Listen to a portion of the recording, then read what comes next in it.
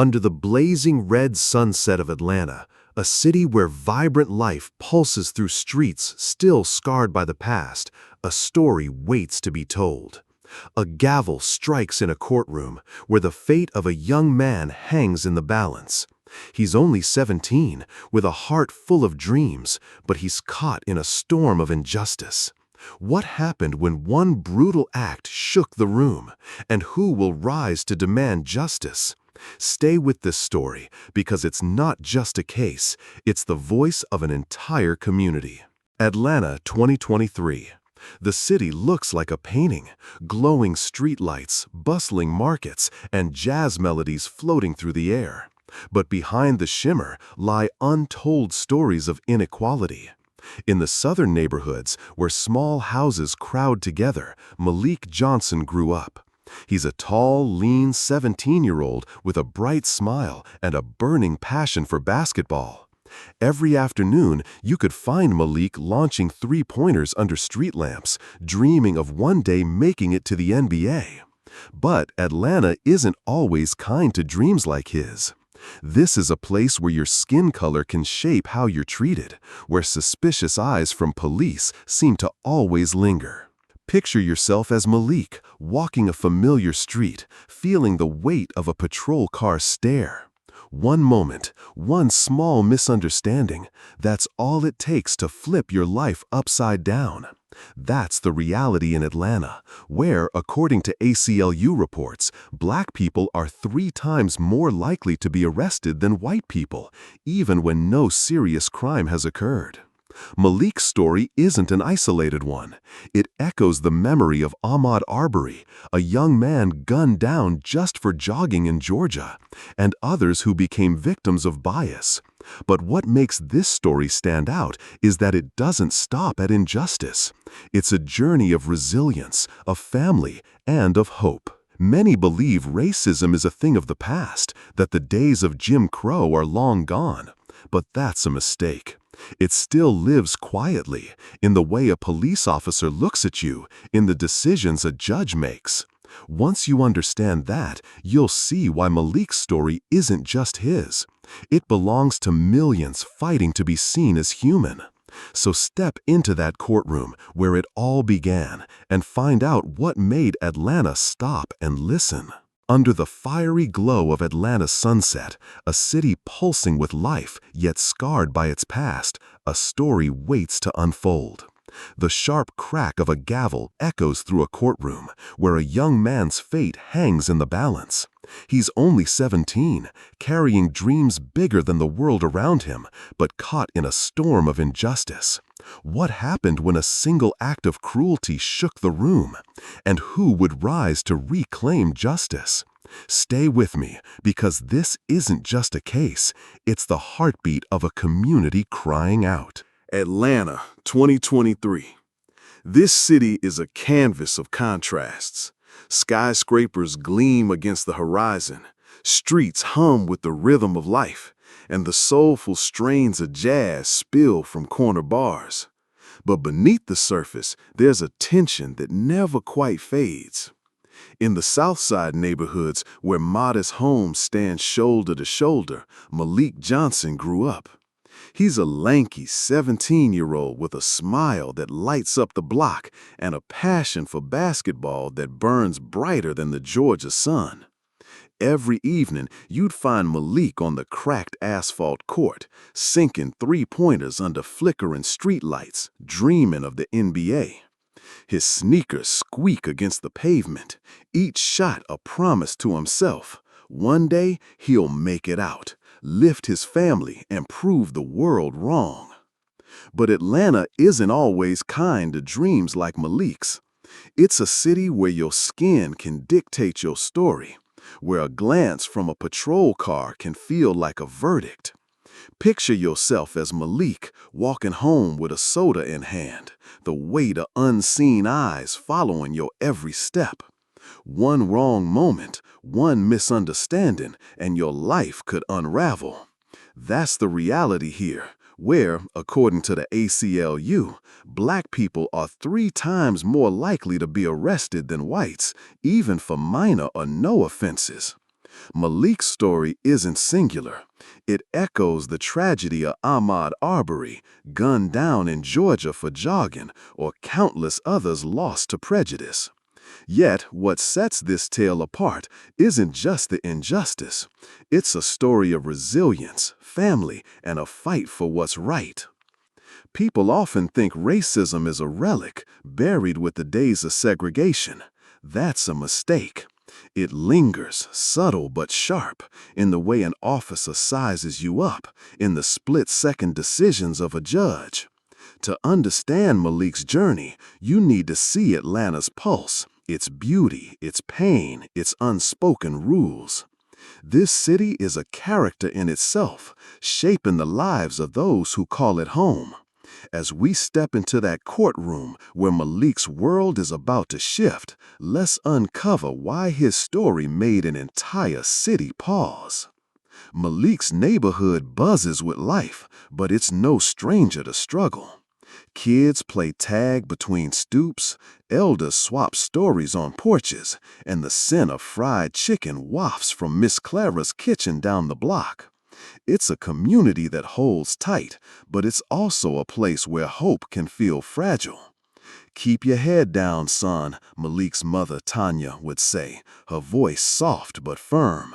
"The world ain't always fair to boys like you." Tanya, a nurse who works double shifts, raised Malik with love and grit. She'd sit him down at their small kitchen table, her hands worn from long hours, and tell him stories of their ancestors, people who fought, survived, and dreamed against all odds. One night, as Malik helped his mom chop collards for dinner, she looked at him with a mix of pride and worry. "You're destined for greatness, Malik," she said, her eyes searching his. "But you got to be careful. This city, it can chew up dreams if you let it." Malik nodded, but at 17, the weight of her words hadn't fully sunk in. He was too busy planning his next game, sketching plays in a worn notebook, imagining his name on a jersey. Basketball was his escape, his rebellion against the world that too often saw him as a threat before a person. Across town, in the shadow of Atlanta's gleaming courthouse, another story was brewing. The Fulton County Courthouse stands like a monument, its marble walls cold and imposing. Inside, judges in black robes wield power. Officers in crisp uniforms keep watch, and lives are decided with the stroke of a pen. It's a place where justice is supposed to reign, but for many, it's a labyrinth of bias. Malik didn't know it yet, but his path was about to collide with this world. A single moment at a corner store, reaching for a soda, mistaken for trouble, would drag him into a system that wasn't built for boys like him. Let me take you back to that summer evening. Malik, fresh from practice, stopped at Mr. Lee's convenience store. The bell jingled as he walked in, his backpack slung over one shoulder. He grabbed a cola from the cooler, joking with his friend Jamal about a missed shot at practice. "Man, you gotta work on that jumper," Jamal teased, elbowing him. Malik laughed, tossing $1 on the counter. But as he turned to leave, a security guard's voice cut through the air. "Hey kid, open that bag." Malik froze, confusion clouding his face. "I paid for this," he said, holding up the soda. The guard's eyes narrowed, his hand resting on his radio. Within minutes, a patrol car pulled up, and Malik's world tilted. "Hands where I can see 'em," an officer barked, his tone sharp. Malik complied, his heart pounding. Jamal tried to speak up. "He didn't do nothing?" But the officer waved him off. "Step back or you're next." Malik's mind raced, his mom's warnings, the stories he'd heard, the faces of boys who never came home. As cuffs clicked around his wrists, he felt the sting of humiliation. Neighbors gathered outside, whispering, phones raised to record. "That's Tanya's boy," someone muttered. "He's a good kid." But good kids don't always get a pass in Atlanta. This moment wasn't just about a soda. It was about a system primed to suspect, to punish, to assume the worst. The ACLU reports that black teens like Malik are profiled at alarming rates, often for routine actions, walking, shopping, existing.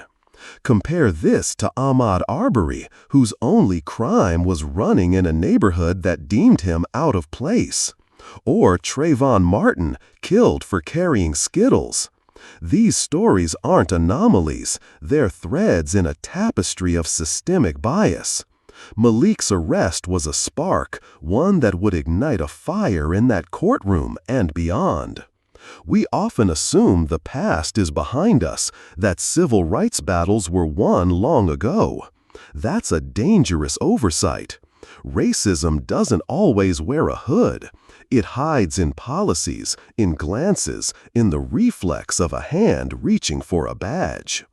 Understanding Atlanta's context, its history of redlining, its ongoing disparities, shows why Malik's story resonates.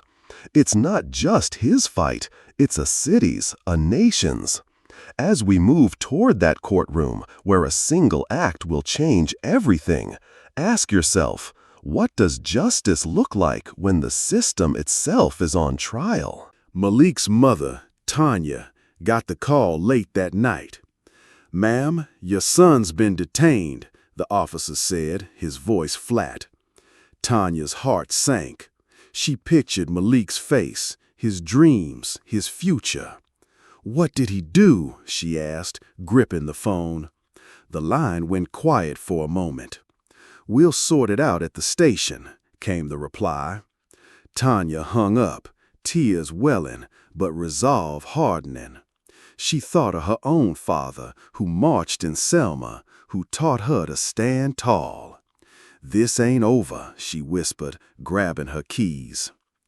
As Malik sat in a holding cell, the fluorescent lights buzzing overhead, he clung to one thought: his dad.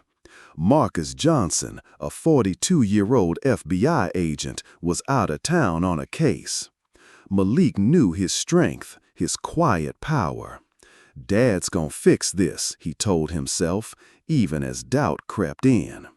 Marcus had always taught him to respect the law. But what happens when the law doesn't respect you? That question would soon echo through the courthouse, louder than any gavel. This is Atlanta's story, Malik's story, our story. It's a tale of a city divided, of a boy tested, of a father's love, and of a community's cry for change.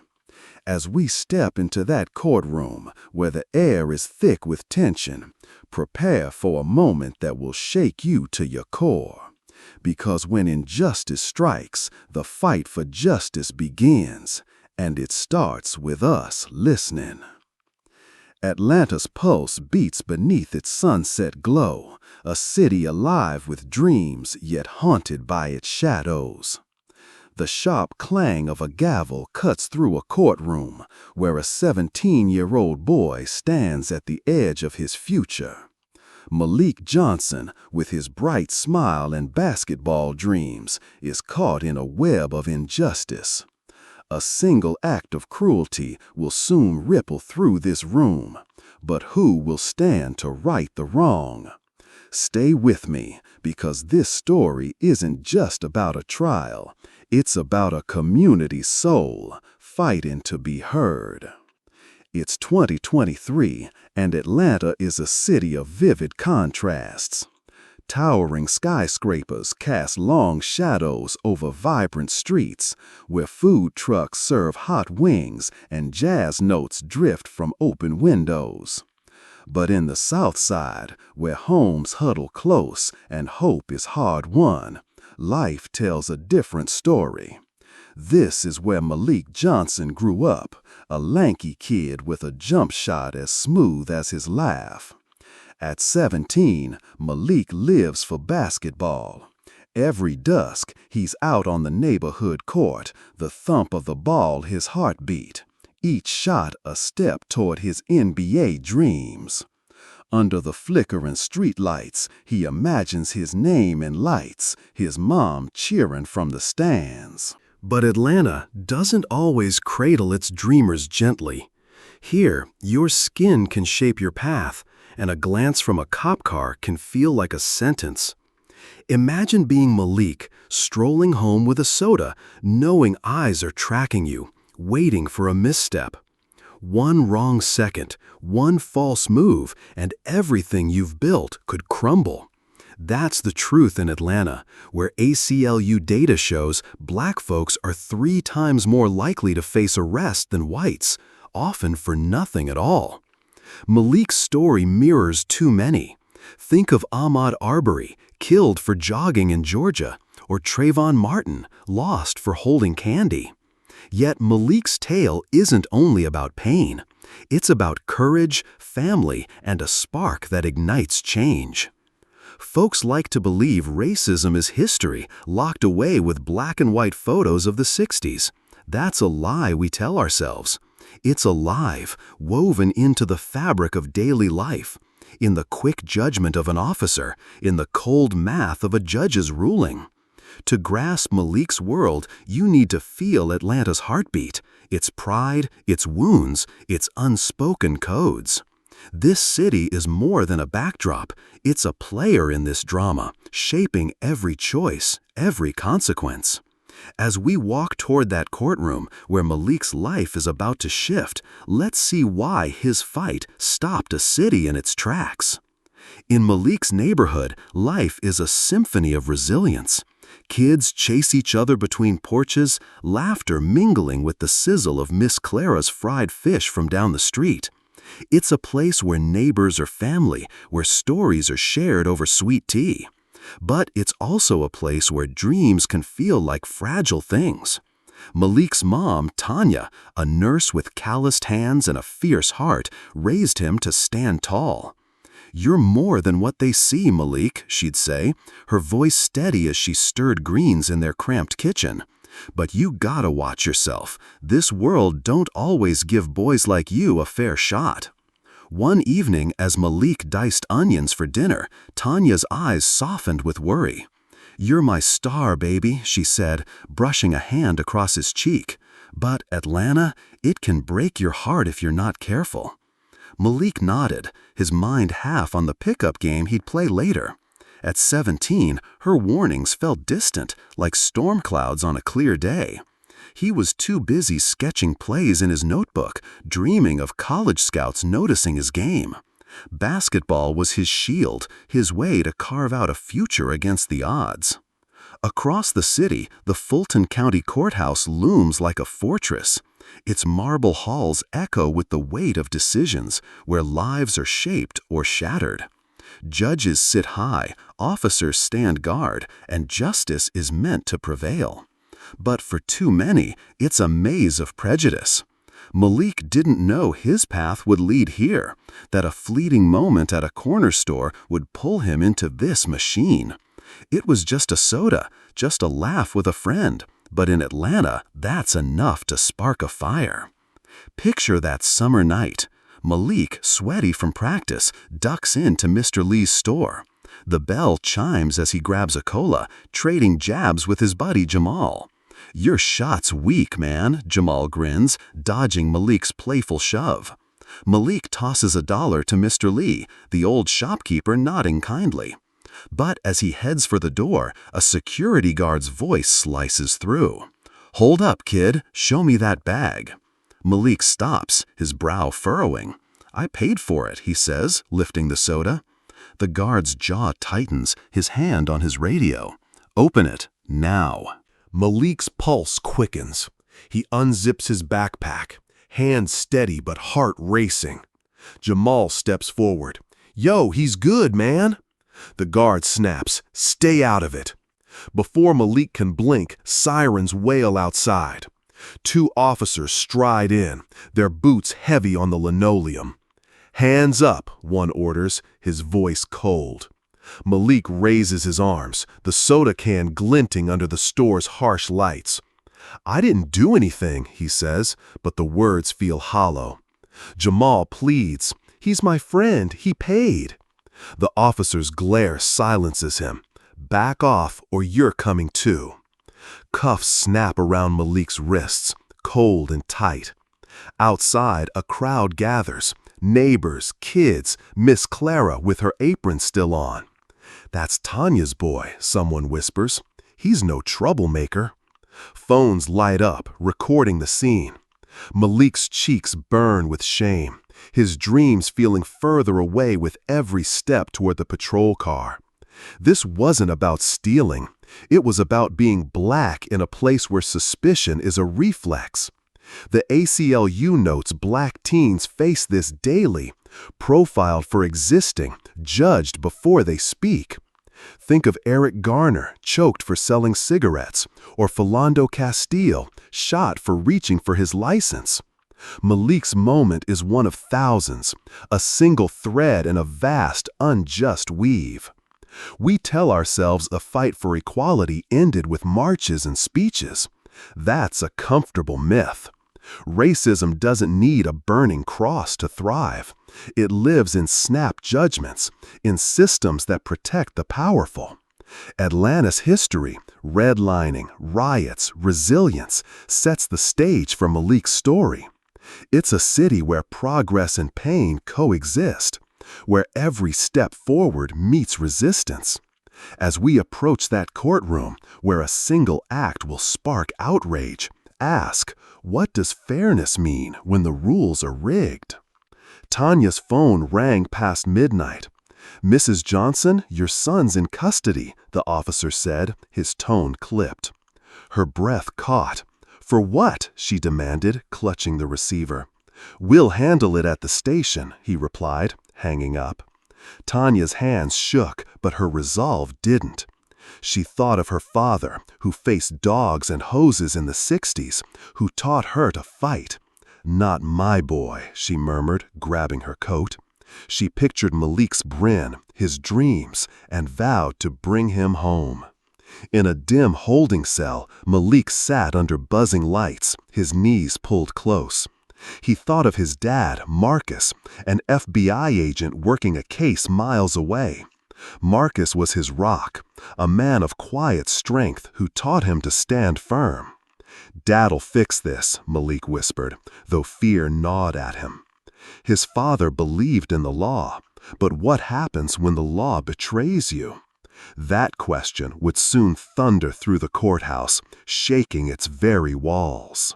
This is Atlanta's fight, Malik's fight, our fight. It's about a city torn, a boy tested, a father's love, and a community's demand for change. As we enter that courtroom where tension chokes the air, brace for a moment that will sear your heart. When injustice strikes, the battle for justice begins, and it starts with us. The Fulton County Courthouse stands like a silent giant in the heart of Atlanta, its marble walls cold and unyielding under the morning sun. Inside, the air is thick with anticipation, the kind that makes your chest tighten. A gavel's echo lingers, and in the center of it all stands Malik Johnson, a 17-year-old whose dreams of basketball stardom feel a million miles away. Today, he's not on a court, but in a courtroom, facing a system that seems to have already judged him. A single moment is about to unravel everything, and the weight of it hangs heavy. Stay with me, because this is where the story turns, where injustice bares its teeth. It's 2023, and this courtroom is a world unto itself. The wooden benches creak under the weight of onlookers, neighbors, reporters, a few curious strangers. The judge, a stern woman in her 50s named Evelyn Harper, sits high above, her glasses glinting under fluorescent lights. To her left, the prosecutor, a man with a clipped voice and a stack of papers, shuffles notes. Malik's public defender, Miss Clara Evans, a weary but determined woman, whispers to him, her hand steady on his shoulder.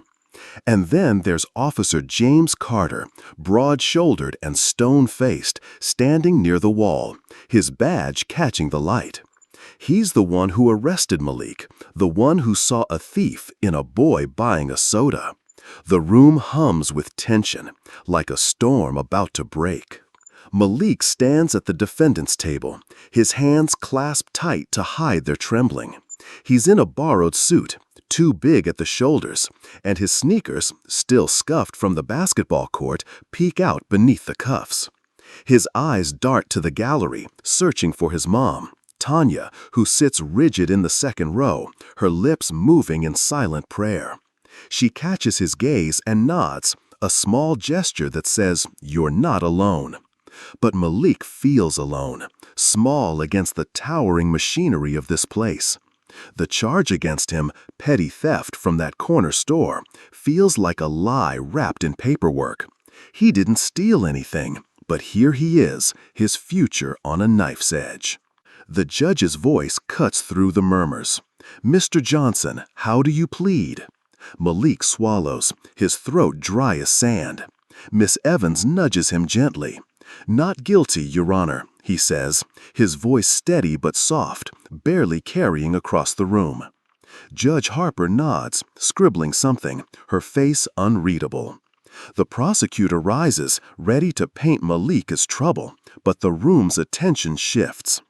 Officer Carter steps forward, his boots heavy on the polished floor. He's been watching Malik, his jaw tight, his eyes narrow. There's a history in that look, not just the arrest, but something deeper, a resentment that simmers beneath his badge. Let's pause here, because this courtroom isn't just a stage, it's a mirror of Atlanta's soul. Places like this are supposed to uphold justice, but too often they reflect bias. The Sentencing Project reports black teens like Malik are 5 times more likely to be tried as adults than their white peers, even for minor charges. Think of Khalif Browder, held at Rikers for 3 years over a stolen backpack he didn't take. Or the Central Park 5, branded guilty by a system blind to truth. Malik's case is one drop in a bucket, but it's heavy with the weight of countless others. Back in the room, the prosecutor begins, his voice smooth and practiced. "Your Honor, the defendant was caught red-handed at Lee's Market, attempting to leave with unpaid goods." Miss Evans objects, her voice sharp. "There's no evidence, only assumption. My client paid for his item." The judge raises a hand, silencing them, but the air crackles. Malik shifts, his heart pounding. He wants to speak, to shout that he's no thief, but Miss Evans warned him, "Stay quiet, stay respectful." Respect, though, feels like a one-way street here. Tanya watches from the gallery, her hands knotted in her lap. She thinks of her father, who faced judges like this in the 60s, his dignity tested but unbroken. "This ain't right," she whispers to herself, her eyes locked on Malik. Beside her, a neighbor, Miss Clara from the block, pats her arm. "He's strong, Tanya, like you." But strength feels fragile when the system looms so large. In the back, a reporter scribbles notes, sensing a story. The room is a pressure cooker, and everyone feels it, except maybe Officer Carter, whose stare hasn't left Malik. Let's talk about that tension, because it's not just about this case. Courtrooms like this one are battlegrounds. The American Bar Association notes judges often face pressure to clear dockets fast, sidelining fairness. For kids like Malik, that rush can mean guilt assumed, not proven. Compare this to cases like George Floyd's, where justice only came after the world screamed. Here, no cameras roll, no crowds chant, yet the stakes are just as high. The mistake we make is thinking these spaces are neutral. They're not. They're shaped by human flaws, by biases that creep into every glance, every word. "Mr. Johnson," Judge Harper says, her voice pulling Malik back. "Do you understand the charges?" Malik nods, his voice a whisper. "Yes, ma'am." He's trying to follow Miss Evans's advice, head up, eyes forward, but it's hard when Carter's presence feels like a shadow. The officer shifts, his hand resting on his belt, a small move that doesn't go unnoticed. Miss Evans sees it too, her jaw tightening. She leans toward Malik. "Stay calm, okay? We've got this." But calm is a tall order when you're 17 and the world's against you. Tanya's voice echoes in Malik's mind. He clings to that, but the room feels like it's closing in. The prosecutor drones on, twisting the store incident into something sinister. A pattern of behavior, he calls it, though Malik has no record. Miss Evans scribbles furiously, preparing her counter. The judge listens, her pen tapping. And Carter just watches, his silence louder than words. Something's building, a spark waiting to catch. This moment, this room, is a crucible. It's where dreams meet reality, where a boy's future hangs on the whims of power. As we linger here, with Malik's heart in his throat and Tanya's prayers rising, know that what comes next will shake this place to its core. A single act, a single choice is about to change everything. When the storm breaks, who will stand for justice and who will fall? The Fulton County Courthouse looms over Atlanta, its cold marble facade hiding the storm brewing within. In a packed courtroom, the air is heavy, charged with unspoken truths. Malik Johnson, just 17, stands at the defendant's table, his basketball dreams fading under the weight of a false charge. The gavel's echo has faded, but the tension hasn't. A single act of cruelty is about to ignite this room, and its flames will burn far beyond these walls. Stay with me, because this is where injustice meets its match. It's 2023, and this courtroom is a pressure cooker. Judge Evelyn Harper presides, her sharp eyes scanning the room from behind wire-rimmed glasses. The prosecutor, a slick man named Richard Wells, adjusts his tie, ready to spin a tale of guilt. Malik's public defender, Clara Evans, stands firm beside him, her notes a shield against the lies. In the gallery, Malik's mom, Tanya, grips her purse, her knuckles pale, her heart a drumbeat of fear and hope.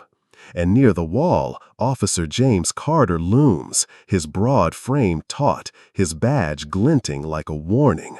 He's the one who cuffed Malik over a soda, the one whose eyes now burn with something darker than duty. Malik feels the room's weight on his shoulders. His borrowed suit hangs loose, a reminder he doesn't belong here. His sneakers, scuffed from countless games, squeak faintly as he shifts. He glances at Tanya, catching her steady nod, her silent vow that he's not alone.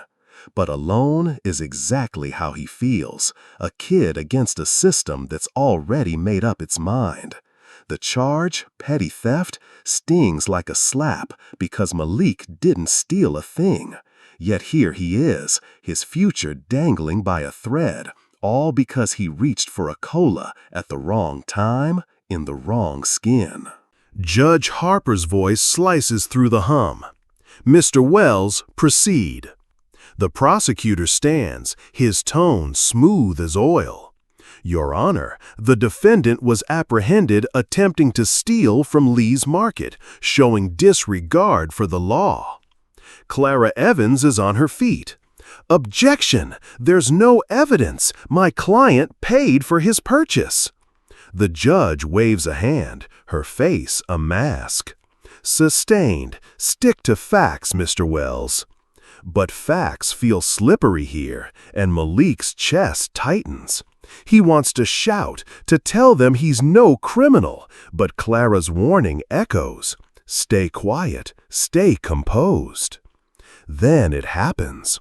Officer Carter steps closer, his boots thudding like a heartbeat. He's been watching Malik, his jaw clenched, his gaze a blade. As Malik answers a question from the judge, "Yes, ma'am, I understand," Carter snaps. "Speak up, boy, and show some respect."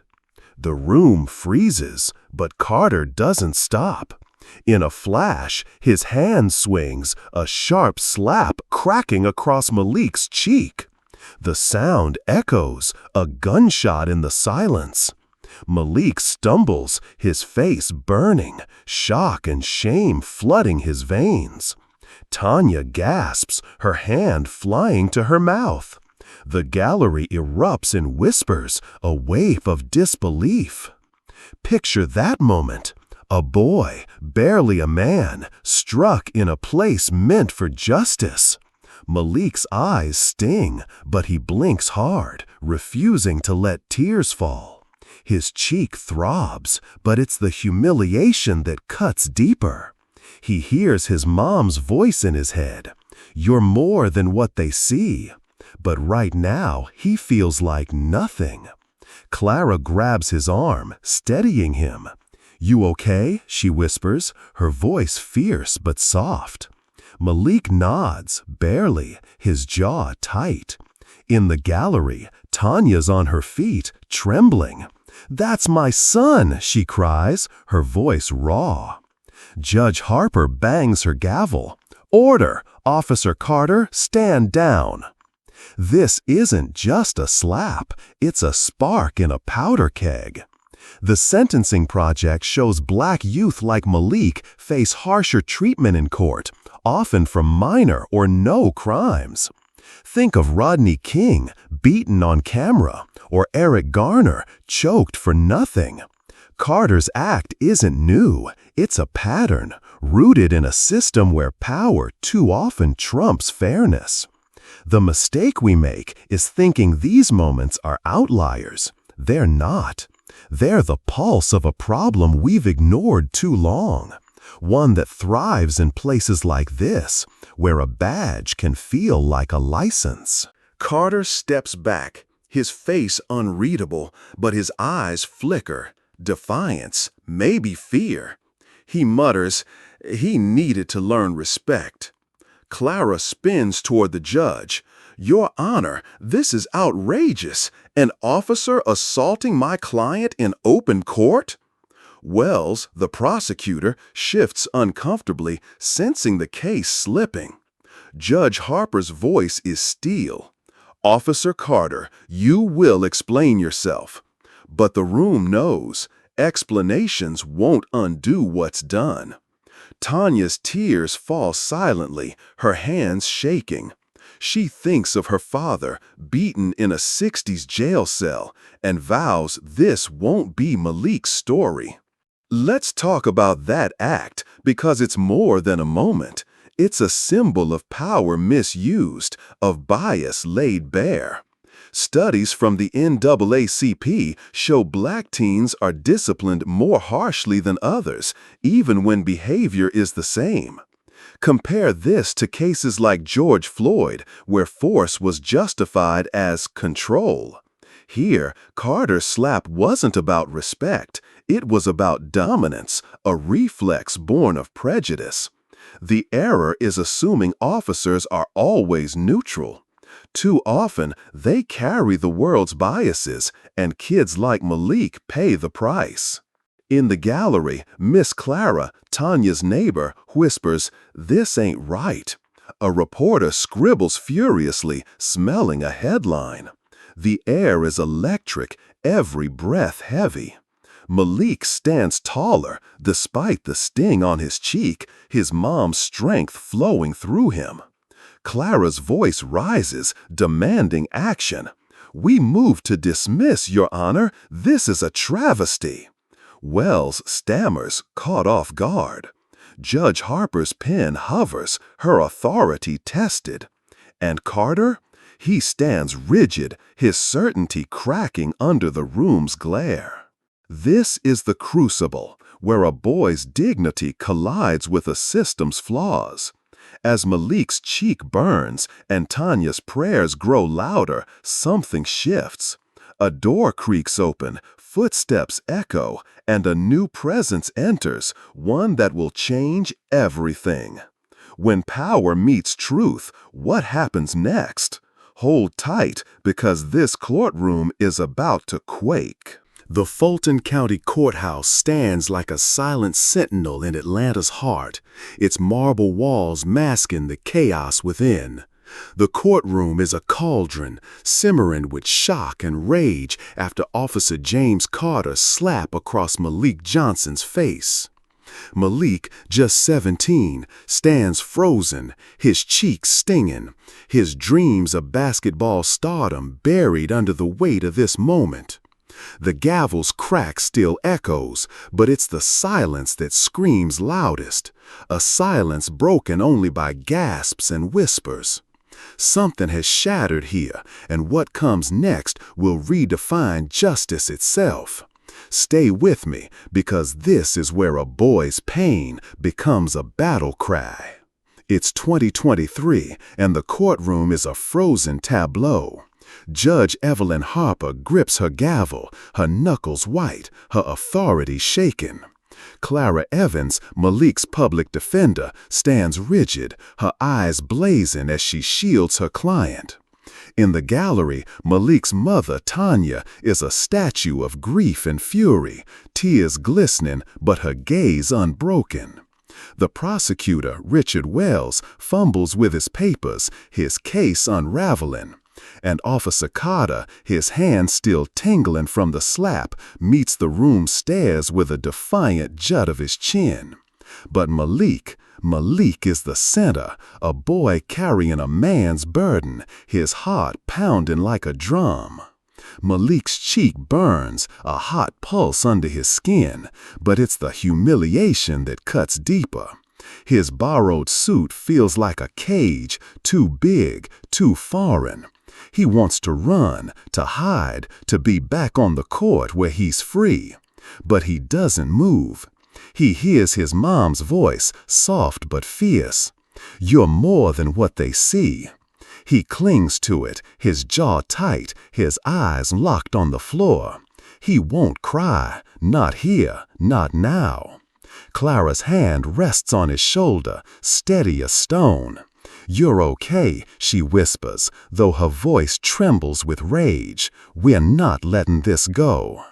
Tanya's cry still hangs in the air. "That's my son." Her words are a wound, raw and open, slicing through the room's pretense. She's on her feet, her hands shaking, her mind flashing to her father's stories of jail cells and batons in the 60s. She won't let Malik become another name, another statistic. In the gallery, Miss Clara, her neighbor, grips her arm. "Hold on, Tanya, he's got your strength." But strength feels like a thin thread when your child's been struck in a place meant for fairness. A reporter in the back scribbles, his pen racing. This is no ordinary case anymore. Let's hold this moment, because it's a mirror to a broken system. The Sentencing Project shows black youth like Malik face harsher punishment, suspended, expelled, or jailed at rates far higher than others. Think of Tamir Rice, 12 years old, killed for holding a toy gun, or Khalif Browder, broken by years in Rikers for a crime he didn't commit. Carter's slap isn't just an act, it's a symptom of a disease, one that festers in courtrooms and precincts. The mistake we make is thinking these are isolated incidents. They're not. They're the pulse of a bias that's been beating for centuries. Malik's mind is a storm. He sees flashes, his mom's worried eyes, his dad's steady voice, the court where he sinks jump shots. He thinks of the store, that soda can, the guard's sneer. "I didn't do anything," he'd said, but no one listened. Now, with his cheek throbbing, he wonders if anyone ever will. But something shifts inside him, a spark of defiance. He lifts his head, meeting Carter's gaze for a split second. It's not surrender, it's survival. Clara senses it, her voice rising. "Your Honor, this is an assault. We demand Officer Carter be removed." Judge Harper's gavel slams, a desperate bid for control. "Enough," she snaps, her voice sharp but unsteady. "Officer Carter, you will stand down, now." Carter hesitates, his lips curling, then steps back, his boots scraping the floor. He mutters under his breath, "Kids got no respect." The words land like another blow, but Malik doesn't flinch. Wells, the prosecutor, clears his throat, trying to regain footing. "Your Honor, let's focus on the case." But Clara cuts him off. "The case? An officer just attacked my client in your court." The gallery buzzes, a hive of whispers. "Did you see that?" a woman murmurs. "They can't let this slide," says another. The reporter's pen flies, capturing every word. Tanya's tears fall, but her eyes burn with purpose. She thinks of calling Marcus, Malik's dad, an FBI agent who's miles away. He'd know what to do, she tells herself, but her heart aches knowing he's not here yet. In this moment, it's just her, Malik, and a room full of strangers who might decide their fate. Let's talk about that slap, because it's more than skin deep. It's power, wielded like a club. The NAAP reports black teens were disciplined at triple the rate of others, often for attitude or disrespect, vague terms that mask bias. Compare this to George Floyd, killed for resisting, or Eric Garner, choked for non-compliance. Carter's act wasn't about teaching respect. It was about control, rooted in a worldview that sees boys like Malik as threats. The error is assuming officers act without prejudice. Too often, they carry society's baggage, and kids pay the price. Clara's voice is a blade now, cutting through the chaos. "Your Honor, we move to dismiss. This is a mockery of justice." Wells stammers, "This is irrelevant to the charge." But the judge's face hardens. She knows the room's watching, the city's watching. "Counsel, approach," she says, her tone clipped. As Clara and Wells move to the bench, Malik stands alone, his cheeks still hot, his heart a mix of fear and fire. Tanya's prayers grow louder, silent but fierce.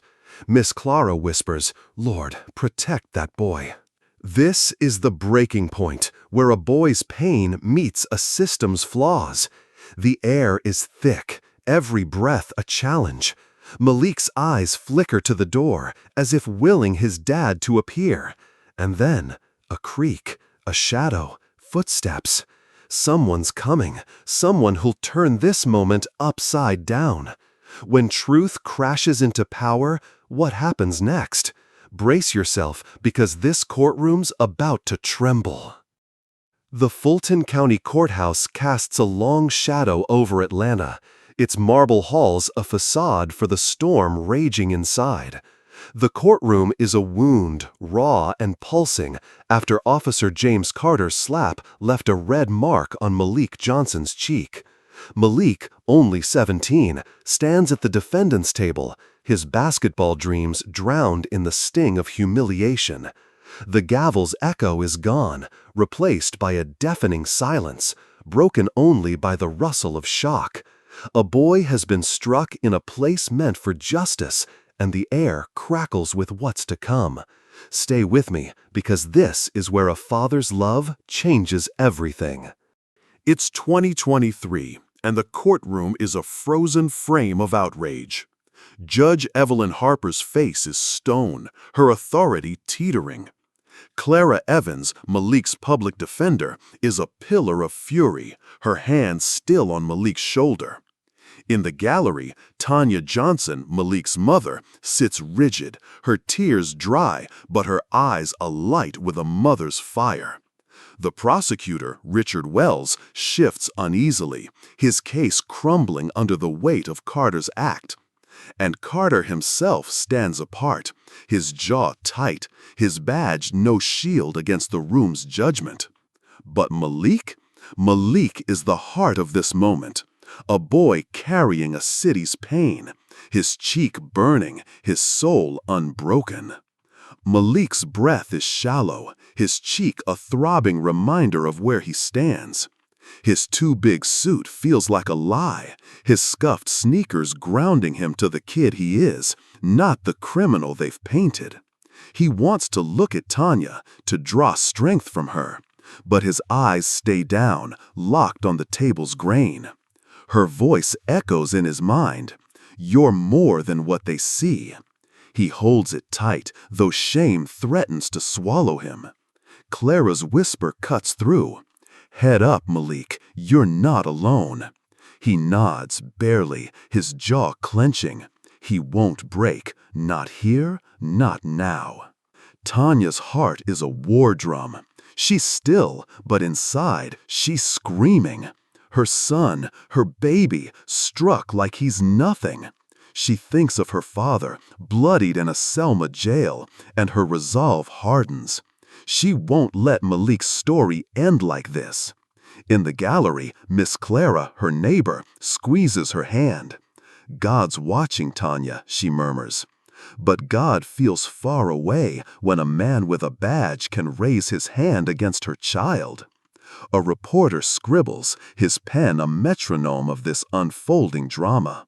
The room waits, holding its breath. Then, the door swings open. A creak, a rush of air, and every head turns. Marcus Johnson steps in, his presence like a thunderclap. At 42, he's a man of quiet power, an FBI agent with eyes that see through lies. His suit is crisp, his stride deliberate, but his face is a storm of love and rage. He sees Malik, sees the red mark, and something in him shifts, a father's heart breaking and hardening in the same beat. The room feels him before he speaks, his authority a weight that shifts the air. Picture this, a father, a protector, walking into a room where his son has been wronged. Marcus's gaze sweeps the scene. Malik's slumped shoulders, Tanya's tear-streaked face, Carter's defiant stance. He stops just inside the door, and the silence deepens. Even Judge Harper pauses, her pen hovering. Clara straightens, sensing an ally. Wells fidgets, his confidence fraying. And Carter? Carter meets Marcus's eyes, and for the first time, a flicker of unease crosses his face. This isn't just a man, this is a force. Let's hold here, because Marcus's entrance is a turning point. The Brennan Center reports Black families often face systemic barriers, their voices drowned out. Think of Breonna Taylor's mother fighting for justice, or Botham Jean's family demanding accountability. Marcus, with his FBI badge, carries weight others don't. But his fight is the same, a parent's desperate love. The mistake we make is thinking power alone shifts systems. It doesn't. It's the human behind it, the heart that refuses to yield.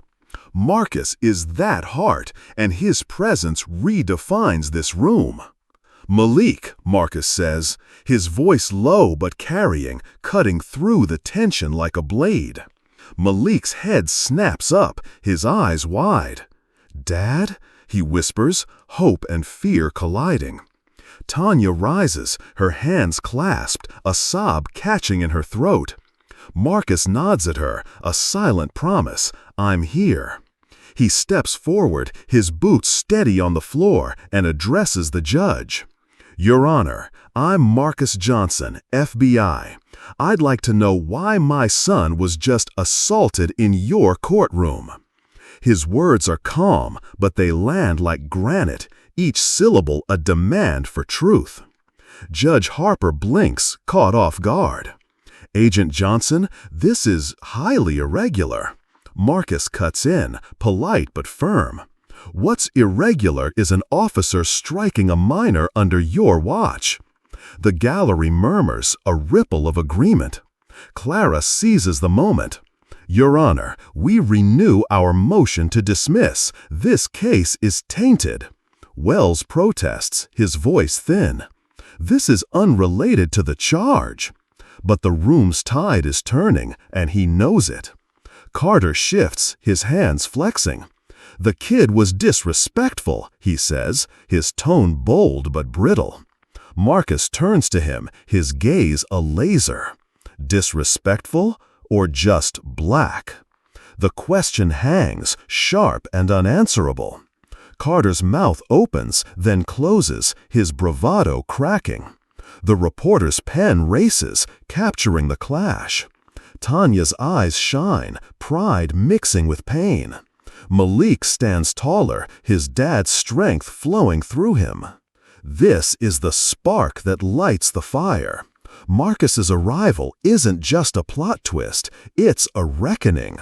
The NAACP notes black parents often fight uphill battles in courts, their credibility questioned. Compare this to Emmett Till's mother, whose courage shook a nation. Marcus's badge gives him leverage, but it's his love for Malik that drives him. The error is assuming systems bend easily. They don't. They require force, will, and truth, qualities Marcus brings in spades.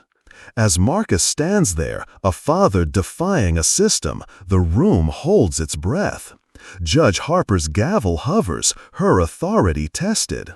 Clara's ready to fight, Tanya's ready to pray, and Malik's ready to believe again. What happens when a father's love meets a system's flaws? Hold on, because this courtroom's about to erupt. The Fulton County Courthouse towers over Atlanta, its marble facade a mask for the battle raging within. The courtroom is a crucible, seething with the aftershock of Officer James Carter's slap across Malik Johnson's face and the seismic arrival of Malik's father, Marcus Johnson. Malik, just 17, stands at the defendant's table, his cheeks still burning, his basketball dreams nearly crushed by a system that branded him guilty.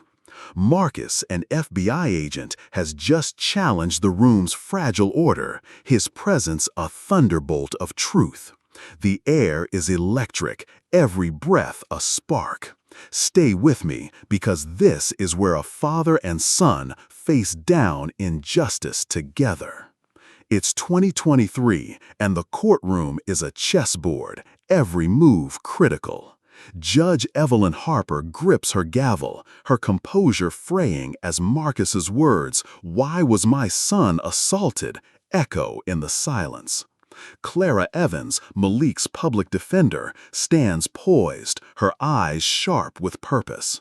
In the gallery, Tanya Johnson, Malik's mother, clutches her hands, her heart torn between hope and dread. The prosecutor, Richard Wells, fumbles for control, his case slipping like sand.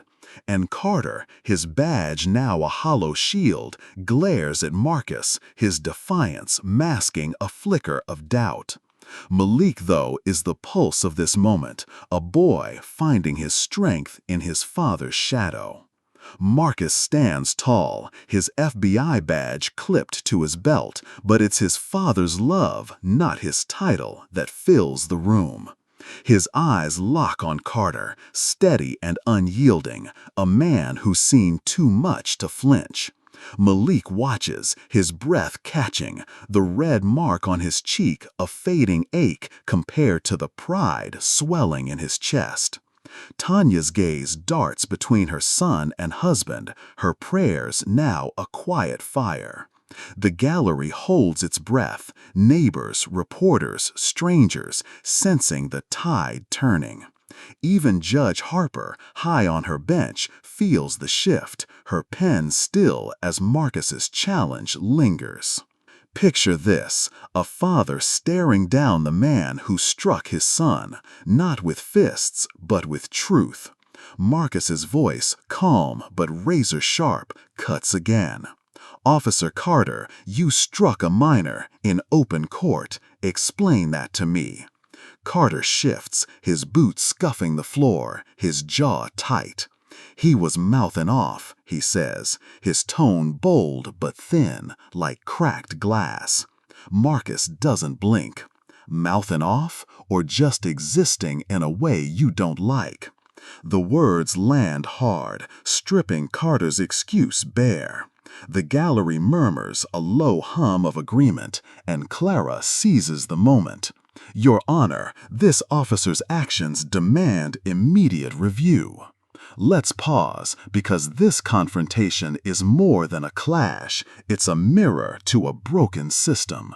The NACP reports Black families face routine bias in courts, their voices dismissed, their pain ignored. Think of Botham Jean's brother confronting his killer in court, or Breonna Taylor's family fighting for accountability.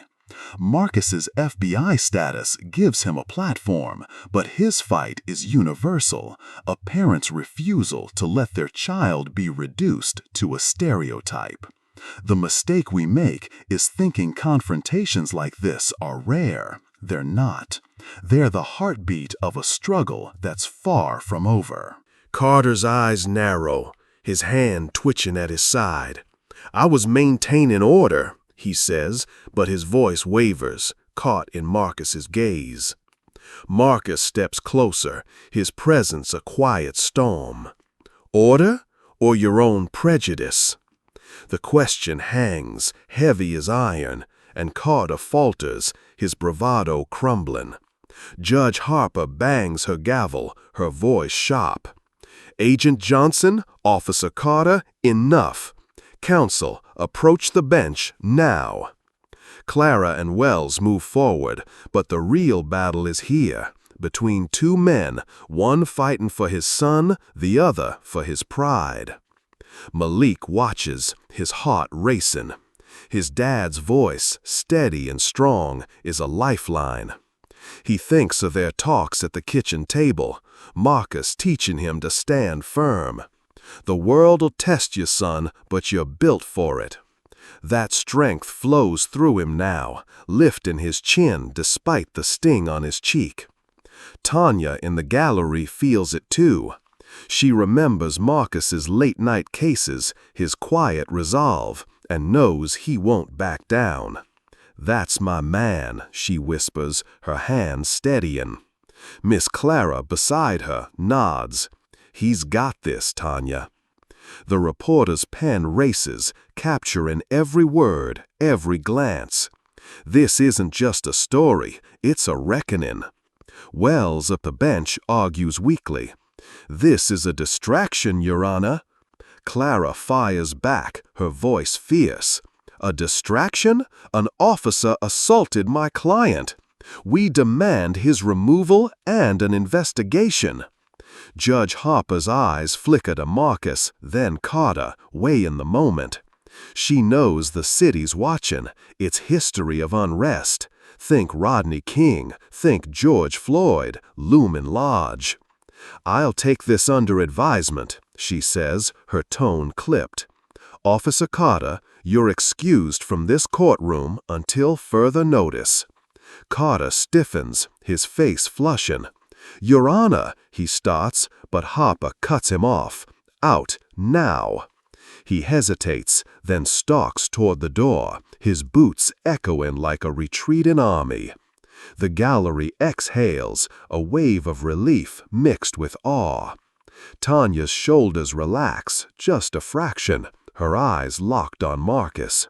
Malik's lips part, a small breath escaping. His dad did that, stood up, spoke truth, and moved a mountain. Let's talk about this moment, because it's a spark in the dark. The American Bar Association notes officers rarely face immediate consequences for misconduct in court, protected by protocol or silence. Compare this to Derek Chauvin's trial, where accountability came only after global outcry. Marcus's challenge, backed by his badge but driven by love, forces the system to blink. The era is assuming power bows easily. It doesn't. It takes courage, strategy, and a refusal to flinch, all of which Marcus brings.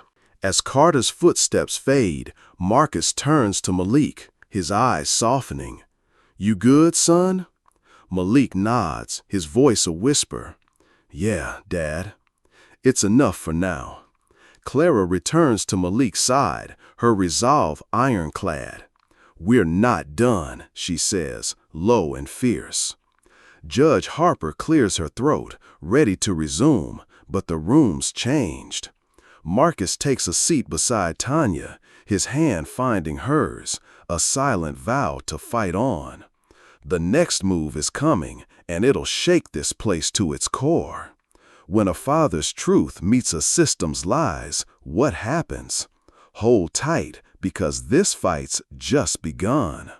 The Fulton County Courthouse stands like a fortress in Atlanta's core, its marble walls barely containing the fire now raging within. The courtroom is a battlefield, scarred by Officer James Carter's slap across Malik Johnson's face and electrified by Marcus Johnson's unyielding stand. Malik, just 17, clings to his father's strength, his cheeks still raw, his basketball dreams flickering in the shadow of injustice. Marcus, the FBI agent who shook the room, has forced Officer Carter's exit, but the fight is far from over. The air hums with defiance, every heartbeat a challenge. Stay with me, because this is where justice begins to stir. It's 2023, and the courtroom is a crucible of raw emotion. Judge Evelyn Harper sits high, her gavel still, her face a mask of strained control after banishing Carter. Clara Evans, Malik's public defender, stands fierce beside her client, her notes a weapon honed for battle.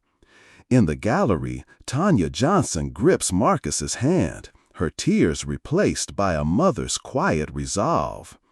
The prosecutor, Richard Wells, slumps slightly, his case teetering on the edge of collapse. Malik, at the defendant's table, feels the room's pulse, his father's courage, his mother's love, the weight of a city watching. This moment is his, and he's starting to believe he might survive it.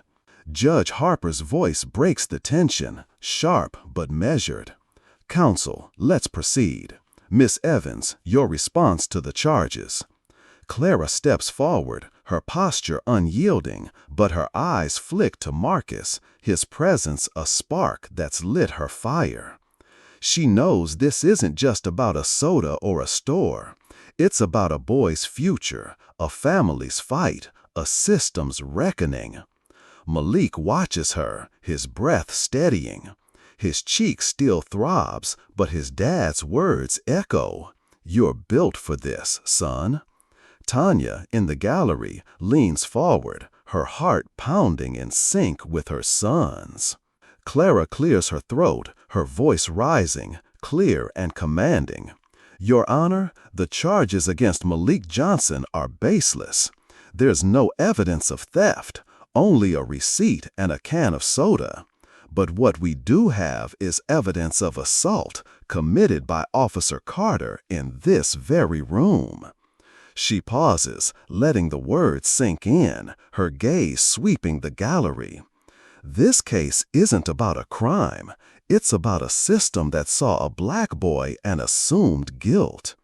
The room stirs, whispers rippling like wind through grass. A reporter's pen scratches furiously, capturing the shift. Let's hold this moment, because it's a pivot point. The American Bar Association notes that black defendants like Malik often face harsher scrutiny, with judges and prosecutors quick to assume guilt. Think of the Central Park Five, convicted on flimsy evidence, or Khalif Browder, jailed for years over a backpack he didn't steal. Clara's stand isn't just for Malik, it's for every kid caught in this net. The mistake we make is thinking courts are impartial. They're not. They're shaped by human bias, by pressures to convict, by a history that lingers like a shadow. Wells, the prosecutor, rises, his voice tight. Your Honor, the defense is deflecting.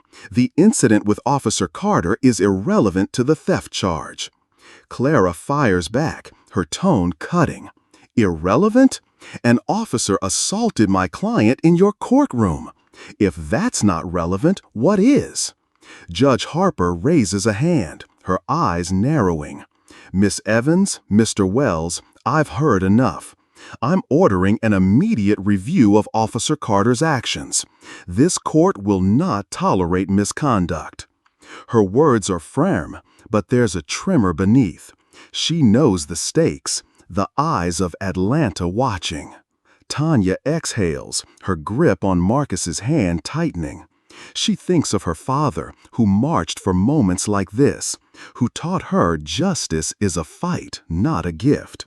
Marcus leans close, his voice low. We're getting him out, Tanya, I promise. She nods, her eyes on Malik, who's listening to Clara with new focus. He's not just a kid anymore. He's a symbol, a spark.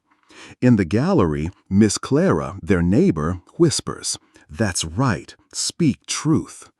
The reporter's notebook fills, the story growing legs. Judge Harper turns to Malik, her voice softer now. "Mr. Johnson, do you understand the proceedings?" Malik stands, his voice clearer than before. "Yes, ma'am." There's a strength in it, borrowed from his dad, from his mom, from the room's rising tide. Clara nods, a small smile breaking through. "Your Honor, we move to dismiss the charges. The prosecution has no case, and this court has witnessed an abuse of power." Wells objects, but his voice is weak, drowned by the moment's weight. Let's talk about this stand, because it's a crack in the system's armor. The NAACP reports that black teens face disproportionate charges, often for minor acts misread as defiance. Compare this to George Floyd's case, where justice hinged on public outcry, or Eric Garner's, where it barely came. Harper's decision to review Carter's actions is rare. Courts often shield officers, citing protocol. The error is assuming judges always act fairly. They're human, swayed by pressure, precedent, or courage. Harper's move, pushed by Marcus and Clara, is a step toward accountability. The gallery hums, a mix of hope and disbelief. A man in the back mutters, "About time someone called it out." A woman nods, her phone already buzzing with texts about the case. Tanya's eyes shine, not with tears but with pride. She sees Malik's shoulders square, his fear giving way to fight. Marcus watches, his jaw set, knowing this is only the beginning. He thinks of his own battles in the FBI, the times he's seen justice bend under bias. Not today, he thinks, his hand still in Tanya's. As Judge Harper calls a recess, the room exhales. "Court will reconvene in 1 hour," she says, her gavel falling like a promise. Clara turns to Malik, her voice low. "You did good, kid. We're not done." Malik nods, his eyes flicking to his parents. For the first time, he feels seen, not as a charge, but as a son, a dreamer, a fighter. The next hour will test them all, but something's shifted. When a judge takes a stand, what follows? Hold on, because this courtroom's fire is spreading.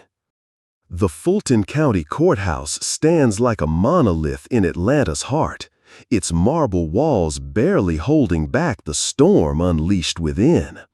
The courtroom is a powder keg, still reeling from Officer James Carter's slap across Malik Johnson's face and Marcus Johnson's earth-shaking arrival. Malik, just 17, stands taller now, his cheeks sting fading under his father's fierce protection. Judge Evelyn Harper has ordered a review of Carter's actions, a crack in the system's armor, but the battle is far from won. The air pulses with hope and defiance, every glance a spark. Stay with me, because this is where a community's voice rises. It's 2023, and the courtroom is a living thing, its tension a heartbeat. Judge Harper's gavel rests, her face etched with the weight of her decision to confront Carter's misconduct. Clara Evans, Malik's public defender, gathers her notes, her resolve a steel thread woven through the chaos. In the gallery, Tanya Johnson holds Marcus's hand, her eyes bright with a mother's pride and a warrior's fire. The prosecutor, Richard Wells, sits deflated, his case unraveling like a bad lie. Malik, at the defendant's table, feels the room shift. His parents' strength, Clara's fight, the gallery's growing murmur. He's not just a boy anymore, he's a symbol. As Judge Harper calls a recess, the gallery erupts into whispers, a tide of voices spilling out. Tanya rises, her steps quick as she moves toward Malik. Marcus follows, his FBI badge glinting, but his father's heart leading. Malik, Tanya says, her voice thick, pulling him into a hug. "You're so strong, baby." Malik buries his face in her shoulder, the courtroom fading for a moment. "I'm okay, Mom," he murmurs, his voice steadying. Marcus rests a hand on his son's back, his eyes fierce. "We're getting you out, son. This ends today." Malik nods, his chest lighter, his dreams flickering back to life. Outside, the news spreads like wildfire. The courthouse steps buzz with onlookers, neighbors from Malik's South Side block, activists, reporters with microphones thrust forward. Miss Clara, Tanya's neighbor, stands among them, her voice rising. "That boy didn't do nothing. They can't keep doing this." A young woman films on her phone, streaming live to thousands. "This is Atlanta, y'all. Same old story, but we're done staying quiet." Hashtags bloom online. Hashtag justice for Malik. Hashtag stop the bias. Each post a pebble in a growing avalanche. The city is waking up. Let's pause here because this ripple is a revolution. The Pew Research Center shows social media can amplify marginalized vices, turning local fights into global calls. Think of George Floyd's murder, sparked by a single video, or Breonna Taylor's case, fueled by online outrage. Malik's story, born in a courtroom, is now Atlanta's, carried by phones and fury. The mistake we make is thinking communities are powerless. They're not. They're the pulse of change, the force that bends systems when they refuse to break. Back inside, the recess hums with activity. Clara huddles with Marcus and Tanya, her voice low but urgent. This review could change everything. If we push, we can get the charges dropped. Marcus nods, his mind racing.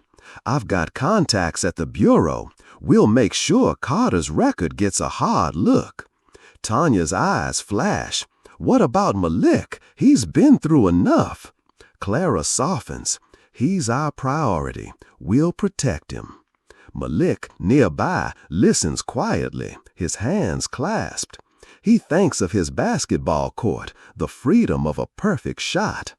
"I just want to go home," he says, his voice small but firm. Outside, the crowd grows.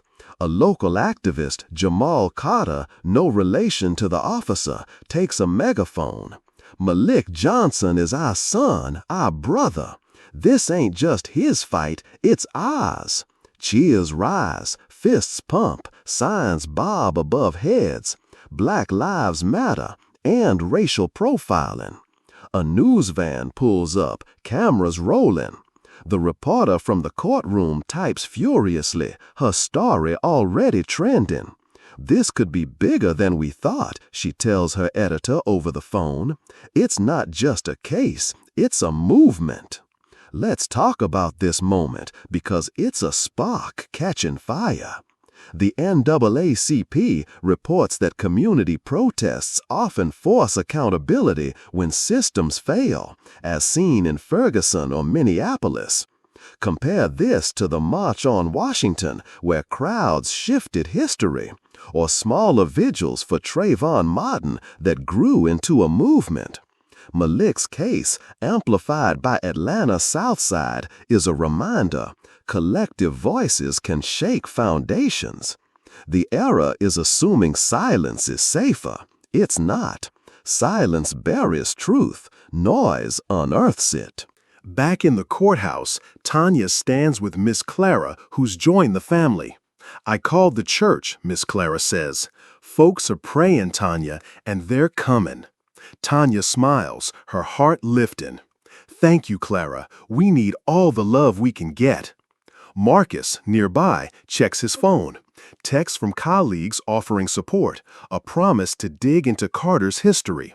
He looks at Malik, who's sipping water, Clara at his side.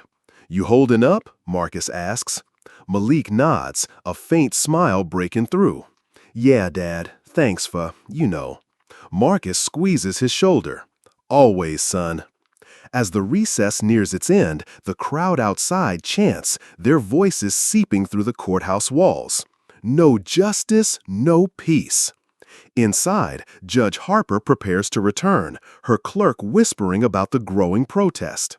Clara straightens her jacket, ready to fight. "This is our shot," she tells Malik. "We're not just defending you, we're exposing a system." Malik nods, his eyes clearer, his fear giving way to purpose. Tanya and Marcus stand together, a fortress around their son. The gallery fills again, buzzing with new faces, activists, neighbors, strangers drawn by the news. This is the turning point where a boy's pain becomes a city's cry. As the gavel looms and the crowd's chant grows, the courtroom braces for what's next. When a community rises, what can stop it? Hold tight, because this fire's about to roar. The Fulton County Courthouse looms over Atlanta, its marble facade trembling with the storm inside and the chants rising outside. The courtroom is a heartbeat, pulsing with the aftermath of Officer James Carter's slap and Marcus Johnson's fierce stand for his son, Malik. Malik, just 17, feels the tide shifting, his cheeks sting, now a badge of resilience. Judge Evelyn Harper's call for a review of Carter's actions has cracked the system's shell, and the community's voice is pouring through. The air vibrates with purpose, every whisper aflame. Stay with me, because this is where a father's fight becomes a family's triumph.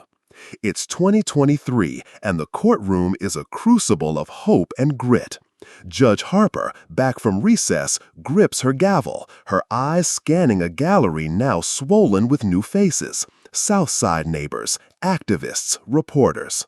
Clara Evans, Malik's public defender, stands like a warrior, her resolve sharpened by the crowd's chants echoing through the walls. Tanya Johnson, Malik's mother, sits beside Marcus, their hands locked, their strength a silent vow. The prosecutor, Richard Wells, fidgets, his case a house of cards in a gale. Malik, at the defendant's table, feels his parents' love like armor, his basketball dreams flickering back to life.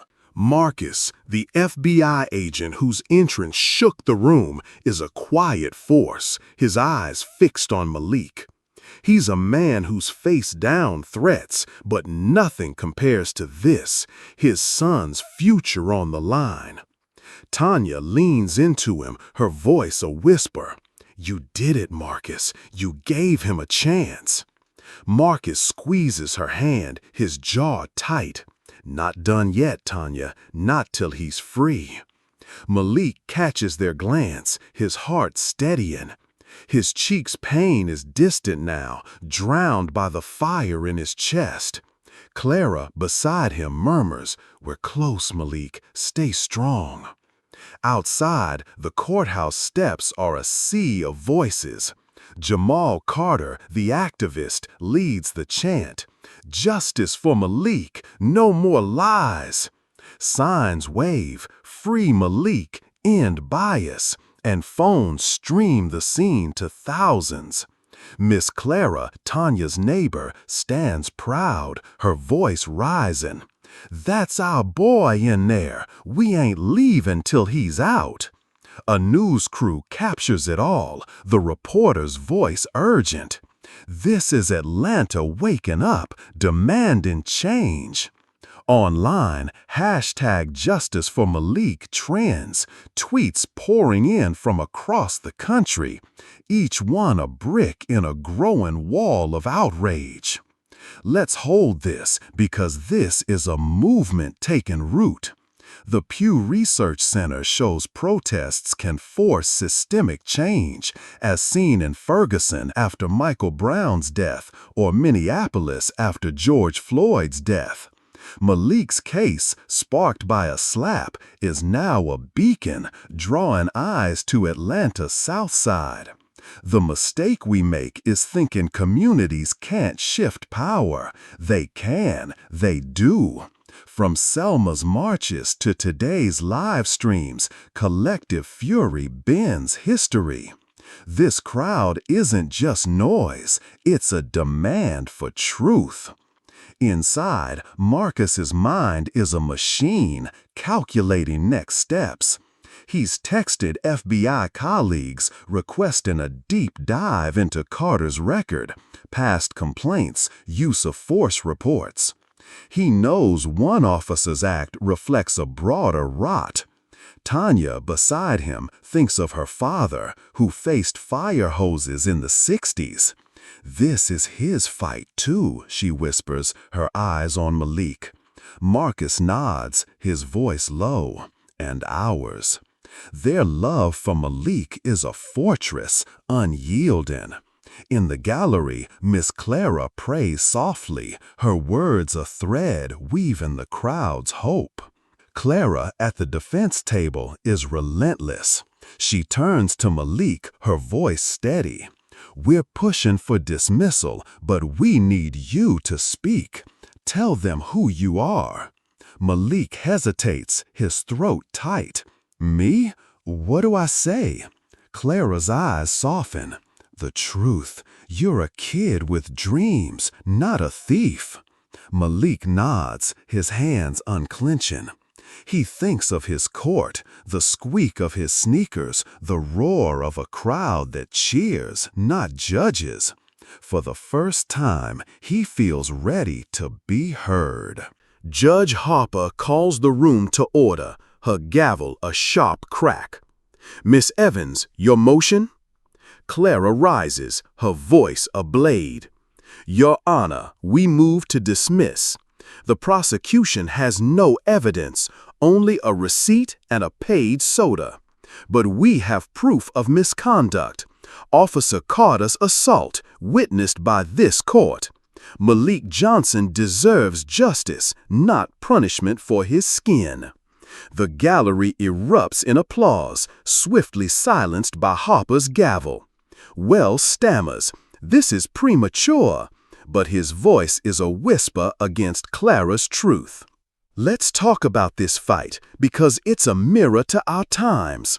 The NAACP reports black teens like Malik are charged at triple the rate of others, often for crimes like existing. Think of Trayvon Martin, killed for walking, or Tamir Rice, shot for playing. Clara's push, backed by Marcus's clout and the crowd's roar, is rare.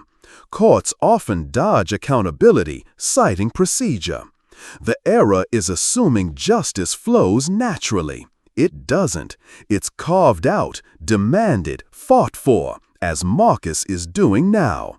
His badge a tool, but his heart the driver. Wells tries to pivot, his voice thin. "The theft charge stands, Your Honor."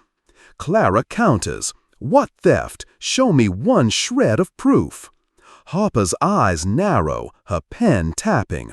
She knows the city's watching, its history of unrest. Think Rodney King, think Eric Garner, looming. "I'll review the motion," she says, her tone firm. Court is adjourned until tomorrow. The gavel falls, and the room exhales, a mix of relief and hunger for more. Outside, the crowd cheers as news spreads. Carter's under scrutiny, dismissals on the table. Jamal lifts his megaphone. This ain't over. We're here for Malik. Tanya, Marcus, and Malik step out, met by a wave of support. Malik blinks at the crowd, his eyes wide. All this for me? Tanya hugs him tight. For you, baby, for all of us. Marcus scans the faces, neighbors, strangers, fighters, and knows this is bigger than one case. As the chants rise, the courthouse trembles.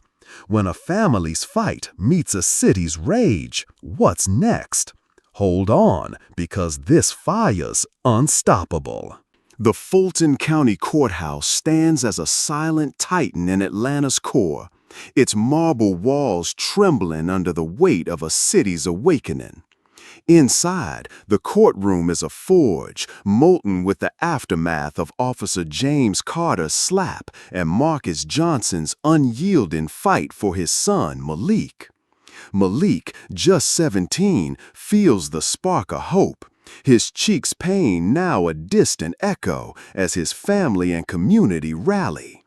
Judge Evelyn Harper's promise to review Carter's actions and consider dismissing the charges has lit a fuse, and outside, the crowd's chants shake the ground. The air thrums with purpose, every heartbeat a call to action. Stay with me, because this is where a father's love becomes a legacy. It's 2023, and the courtroom is a fading stage, its power shifting to the streets. Judge Harper has adjourned until tomorrow, her gavel's echo lingering like a challenge. Clara Evans, Malik's public defender, gathers her files, her eyes alight with the scent of victory. In the gallery, Tanya Johnson clings to Marcus, their hands a lifeline, their resolve a fire that won't dim. The prosecutor, Richard Wells, slips out quietly, his case in tatters. Malik, stepping away from the defendant's table, feels his parents' strength wrap around him, his basketball dreams daring to resurface. But it's Marcus, FBI agent, father, warrior, whose fight now carries them all. Marcus leads his family out, his arm around Malik, Tanya at his side. "You did good, son," he says, his voice low but warm, like a hearth after a storm. Malik's lips curve, a faint smile breaking through. "Thanks, Dad. I thought I was alone in there." Tanya pulls him close, her voice fierce. "Never, baby, never alone." They step onto the courthouse steps, and the crowd roars, a sea of faces, signs, and raised fists. Jamal Carter, the activist, lifts his megaphone. "Malik's fight is our fight. We're not stopping till justice is served." The chant rises, "Free Malik! Free Malik!" Outside, the South Side has come alive. Neighbors like Miss Clara stand shoulder to shoulder with students, pastors, and strangers drawn by the live streams. "That's Tanya's boy," Miss Clara says, her voice proud. "He's got heart, just like his mama."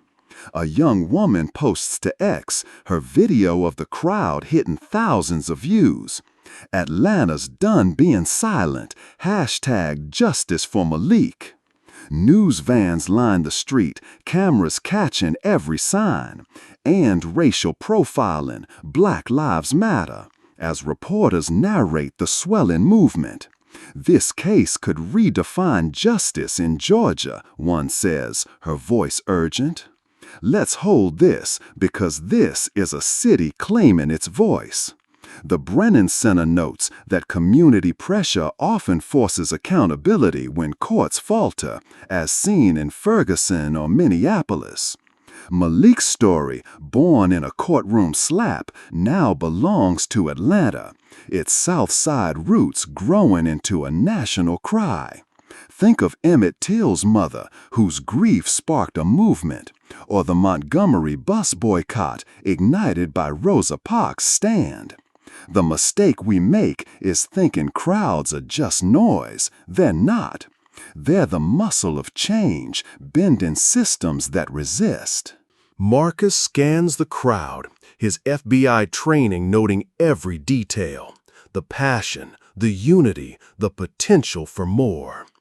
He thinks of his own battles, cases where justice slipped away because no one spoke up. This is different, he tells Tanya, his voice firm. This is ours.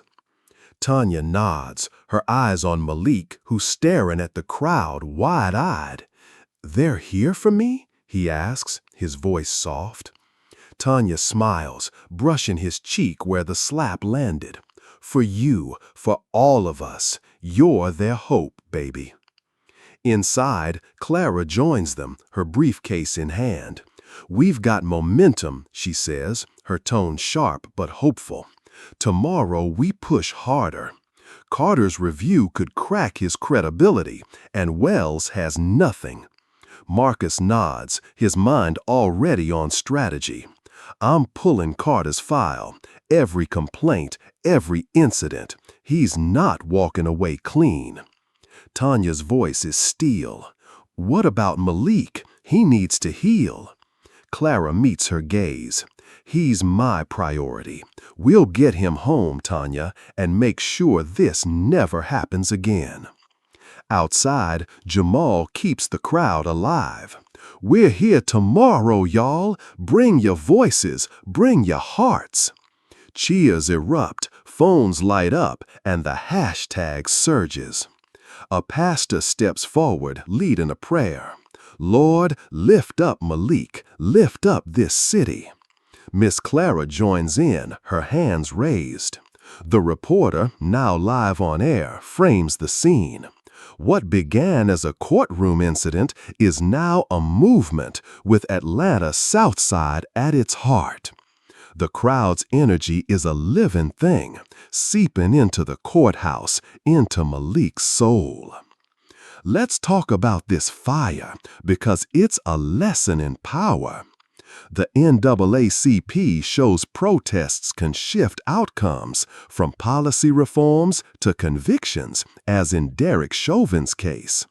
Compare this to the 1963 Birmingham campaign, where community pressure broke segregation's grip. Marcus's fight, rooted in love but amplified by the crowd, is a rare force. The era is thinking systems change without push. They don't. They yield to persistence, to voices like Jamal's, to families like the Johnsons who refuse to break. Malik, standing with his parents, feels the crowd's love wash over him. He thinks of his court, the squeak of his sneakers, the dreams he almost lost. Dad, he says, his voice steady, I want to keep going, for them. Marcus looks at him, pride swelling. You will, son. This is your story now. Tanya hugs them both, her heart full. We're together, she says, and that's enough. As the crowd chants, Marcus's phone buzzes, a colleague with dirt on Carter. The fight's not over, but it's theirs to win. As dusk falls, the courthouse stands silent, but the steps pulse with life. The crowd thins but doesn't fade, their vigil a promise. Inside, Clara preps for tomorrow. Marcus plans his next move, and Malik dreams of home. The city's awake, and its voice won't be silenced. When a family's love meets a community's roar, what's next? Hold tight, because this battle's just begun. The Fulton County Courthouse fades into Atlanta's twilight, its marble walls no match for the fire now burning in the city's heart. The courtroom's battle, sparked by Officer James Carter's slap and fueled by Marcus Johnson's stand, has spilled into the streets, where Malik Johnson's name is a rallying cry. Malik, just 17, stands with his parents, his cheeks pain a memory, his basketball dreams reignited by a community's love. Judge Evelyn Harper's review of Carter's actions and the push to dismiss Malik's charges have set the stage, but Marcus's fight is far from over. The air hums with resolve, every step a vow. Stay with me, because this is where a father's love carves a path to justice. It's 2023, and Atlanta's South Side is alive, its pulse echoing from the courthouse steps to the quiet streets where Malik grew up. Marcus Johnson, FBI agent and father, is a man on a mission. His suit is crisp, his badge a quiet weight, but it's his heart, fierce, unyielding, that drives him now. He's back in his office, a small room, cluttered with case files, the glow of a desk lamp cast in shadows. Tanya and Malik are home, safe for now, but Marcus can't rest. He's fighting for more than his son's freedom. He's fighting for a world where boys like Malik aren't judged by their skin.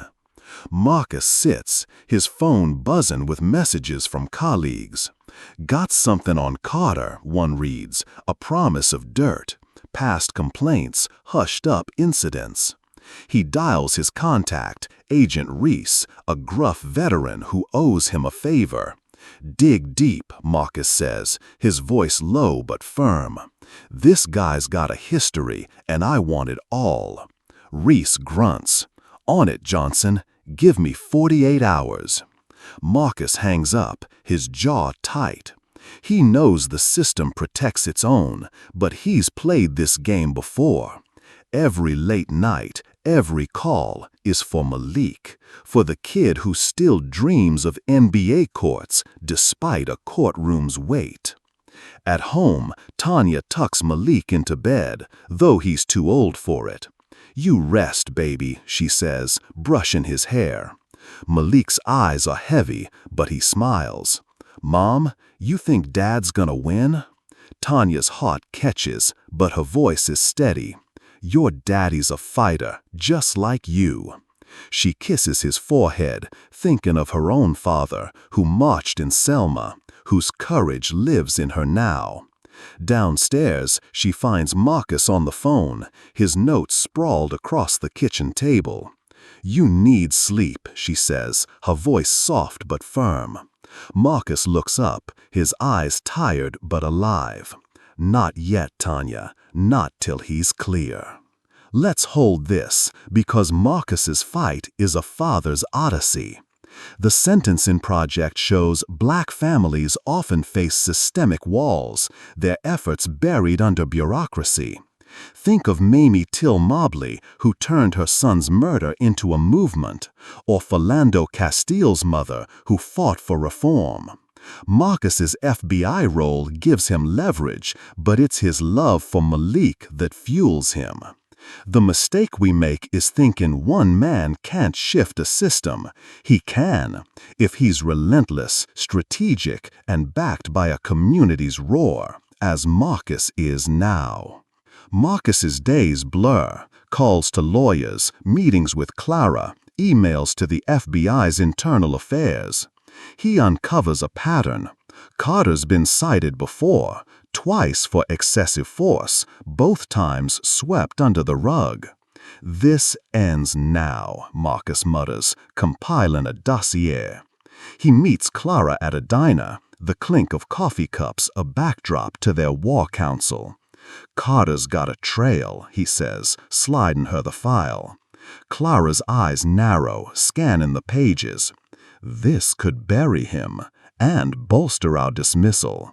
She pauses, her voice softening. How's Malik holding up? Marcus sighs. He's tough, but this is heavy. He needs to be a kid again. At home, Malik tries to reclaim normalcy. He shoots hoops in the driveway, the ball's rhythm a lifeline. But the court feels different now, the weight of the courtroom lingering. His friend Jamal stops by, tossing him a water. "Man, you're all over X," Jamal says, grinning. "Whole city's got your back." Malik's smile is shy.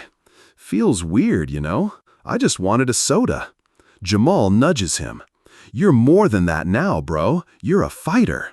Malik's chest swells, his dad's strength echoing in him. Outside, the movement grows. Jamal, the activist, organizes rallies, his megaphone a beacon. "Malik's case is our case," he shouts, the crowd's cheers shaking the South Side. Miss Clara hands out flyers, her voice fierce. "We're here till justice comes." Posts on X surge, #Justice for Malik trending nationwide. A news anchor reports, "This Atlanta teen story is sparking calls for reform." The pressure mounts, Carter's name now a stain the system can't ignore. Let's talk about this fight because it's a lesson in persistence. The NACP shows parental advocacy can shift outcomes, as seen in cases like Trayvon Martin's, where families refused silence. Marcus's work, digging, pushing, planning, mirrors those battles. Compare this to the 1960s freedom rides, where every step forward was hard-won. The error is thinking justice comes easy. It doesn't. It's built on nights like Marcus's, on love like his, on communities that won't quit. Marcus visits Malik's room, finding him sketching plays.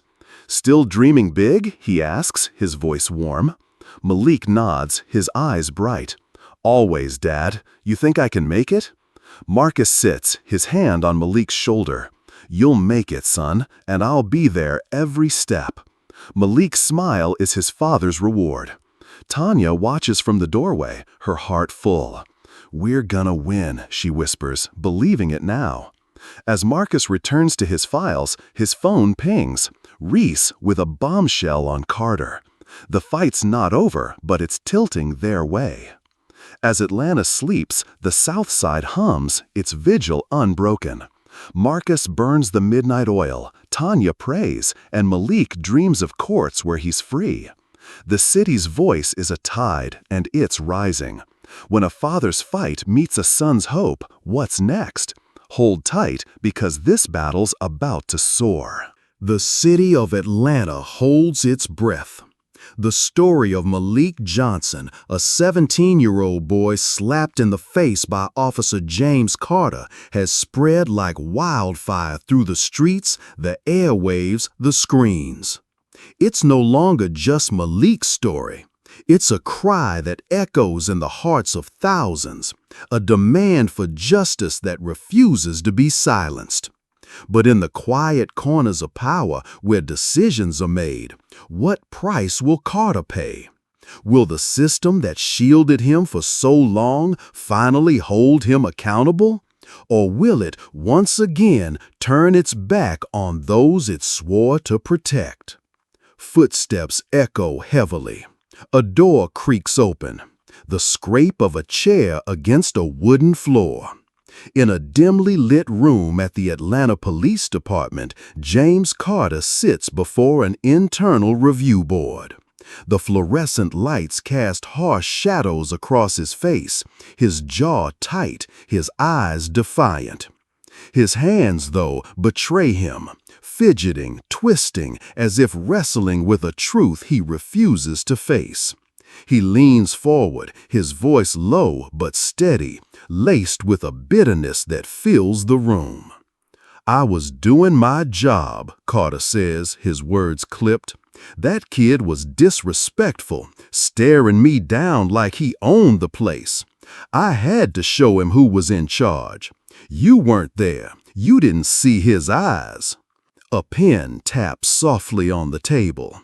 A board member's voice cuts through, firm and unyielding.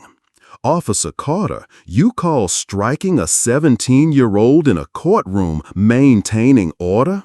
Do you understand the weight of what you've done?" Silence hangs heavy, broken only by the faint hum of the air conditioner. Carter doesn't answer. He stares at the table, his lips pressed into a thin line. Somewhere deep inside, he knows he crossed a line. But admit it, that's not how men like Carter survive in this system. That's not what the badge has taught him. The board deliberates, their voices a low murmur, papers shuffling. Finally, they deliver their decision. Carter is suspended without pay, pending a full investigation. A temporary measure, a slap on the wrist, some might say. For the crowd outside, it's not enough. They gather in the rain, their signs raised high, their voices united. Justice for Malik. No more police violence. Raindrops patter softly.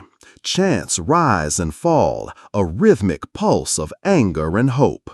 Back in Malik's neighborhood, the news spreads like a summer storm. Neighbors huddle on stoops, their voices a mix of rage and exhaustion. Miss Clara, an elder who's seen the world change and not change, leans against her porch railing, her eyes distant. They suspend him, she says, her voice trembling with years of memory. They investigate, then they let it fade. I've seen it before, child. I've seen it my whole life. Her voice steadies, fierce now. But this time, we won't let them forget. Malik ain't just another name. Wind rustles through the trees, carrying her words into the night. She's right. Malik's story has ignited something unstoppable. On social media, hashtag Justice for Malik trends across Twitter, Instagram, TikTok. A blurry courtroom video circulates, shared thousands of times. One post reads, "A slap isn't just violence. It's a system saying we don't matter." Another replies, "Carter thought he had power. We'll show him what real power looks like." The voices grow louder, a chorus of outrage and resolve, echoing from Atlanta to the world. Phone notifications ping rapidly, a keyboard clacks in the background. But in the shadows of that meeting room, Carter remains unmoved. Later, in a quiet moment with a colleague, he slumps in a chair, his voice thick with resentment. "They're making me the villain," he says. "I was just doing what I was trained to do. That kid was a threat. You don't get it. Those eyes, that attitude. What was I supposed to do? Let him disrespect me?" His colleague's voice is soft but sharp. "James, he was a kid. You let your prejudice blind you." The words land like a punch. A clock ticks slowly, each second heavy with truth. Carter shakes his head, refusing to hear. He can't or won't see what the data shows. According to the ACLU, Black people in Atlanta are 3 times more likely to be arrested than white people in similar situations. A stark number, a truth Carter won't face. His actions weren't just a moment of anger. They were part of a pattern, a system that too often protects those who wear the badge over those who bear the scars. Church bells toll faintly, a somber note of hope and sorrow. Think of Philando Castile, shot dead in his car in front of his girlfriend and her child, all because of a misunderstanding. The officer walked free. Or Eric Garner, choked to death on a New York sidewalk with no one held accountable. These names, like Malik's, are reminders that justice is often a half measure, a promise unkept. Carter's suspension is a start, but it's not enough, not when the system still shields those who abuse their power. Footsteps shuffle, papers rustle, a phone rings unanswered. In his FBI office, Marcus Johnson, Malik's father, fights on. He knows Carter's suspension is just the beginning. Late into the night, he pores over reports, calls lawyers, builds a case, not just for his son, but for every child who's been wronged. Carter's not the only problem, he tells a colleague, his voice steady with purpose. The system lets men like him thrive. If we don't change it, there'll be more Maliks. His voice rises, resolute. I'm not just fighting for my son. I'm fighting so no kid has to go through this.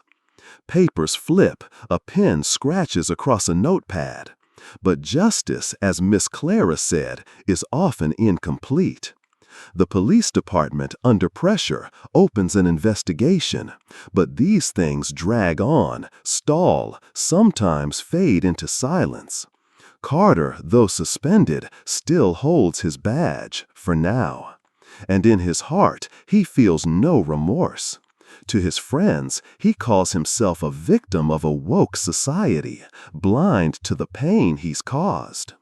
The crowd's chants swell again, justice for Malik, then soften, blending with a gentle piano melody. This story doesn't end here, because out there, people like Marcus, like Miss Clara, like the hundreds holding signs in the rain, refuse to let Carter have the last word. They know true justice isn't just one man's punishment. It's tearing down the walls that have trapped people like Malik in fear and unfairness for too long. They know the fight is far from over, but they're ready. The streets of Atlanta hum with a restless energy, but for Malik Johnson, the world feels quieter now, heavier. The courtroom is behind him, the accusation of theft dismissed, his name cleared. But the echo of that slap from Officer Carter lingers, not on his cheek, but in his heart. At 17, Malik is no longer just a boy with dreams of basketball stardom. He's a young man carrying scars no one can see. Yet, in the midst of pain, there's a flicker of hope, a spark of resilience that refuses to fade. This is Malik's journey to heal, to reclaim his dreams, and to find his place in a world that tried to break him. The squeak of sneakers on asphalt fills the air. A basketball thumps rhythmically against the pavement. Malik is back on the court, the same one under the flickering streetlights where he used to dream big. The ball spins in his hands, familiar, grounding. But tonight, his shots don't fall as easily. His mind drifts to the courtroom, to Carter's hand, to the eyes of strangers who judged him before he could speak.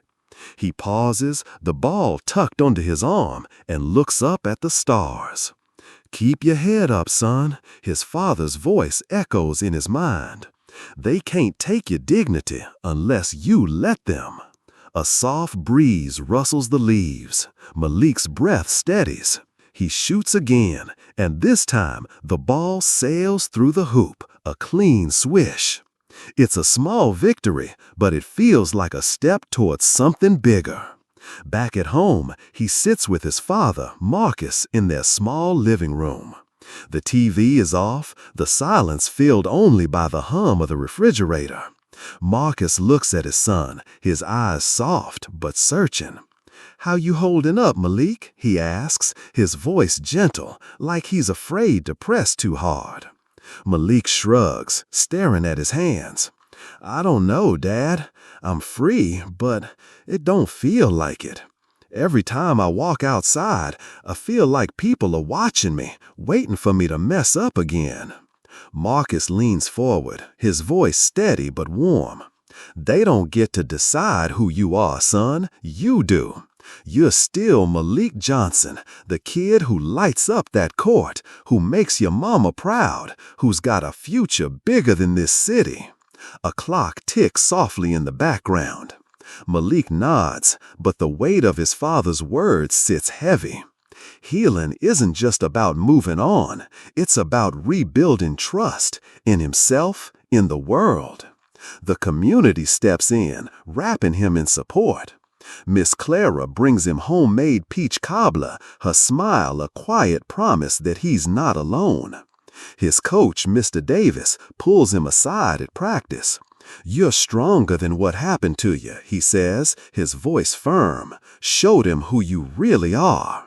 The gym buzzes with the energy of his teammates, their laughter a reminder of life before the courtroom. Malik's story isn't unique. Think of Khalif Browder, a young man who spent 3 years in Rikers Island for a crime he didn't commit, only to struggle with the trauma long after his release. Or Tamia Rice, a 12-year-old whose life was cut short, never given the chance to heal. The psychological toll of injustice lingers, especially for Black youth. Studies show that experiences like Malik's can lead to anxiety, depression, a constant sense of being on edge.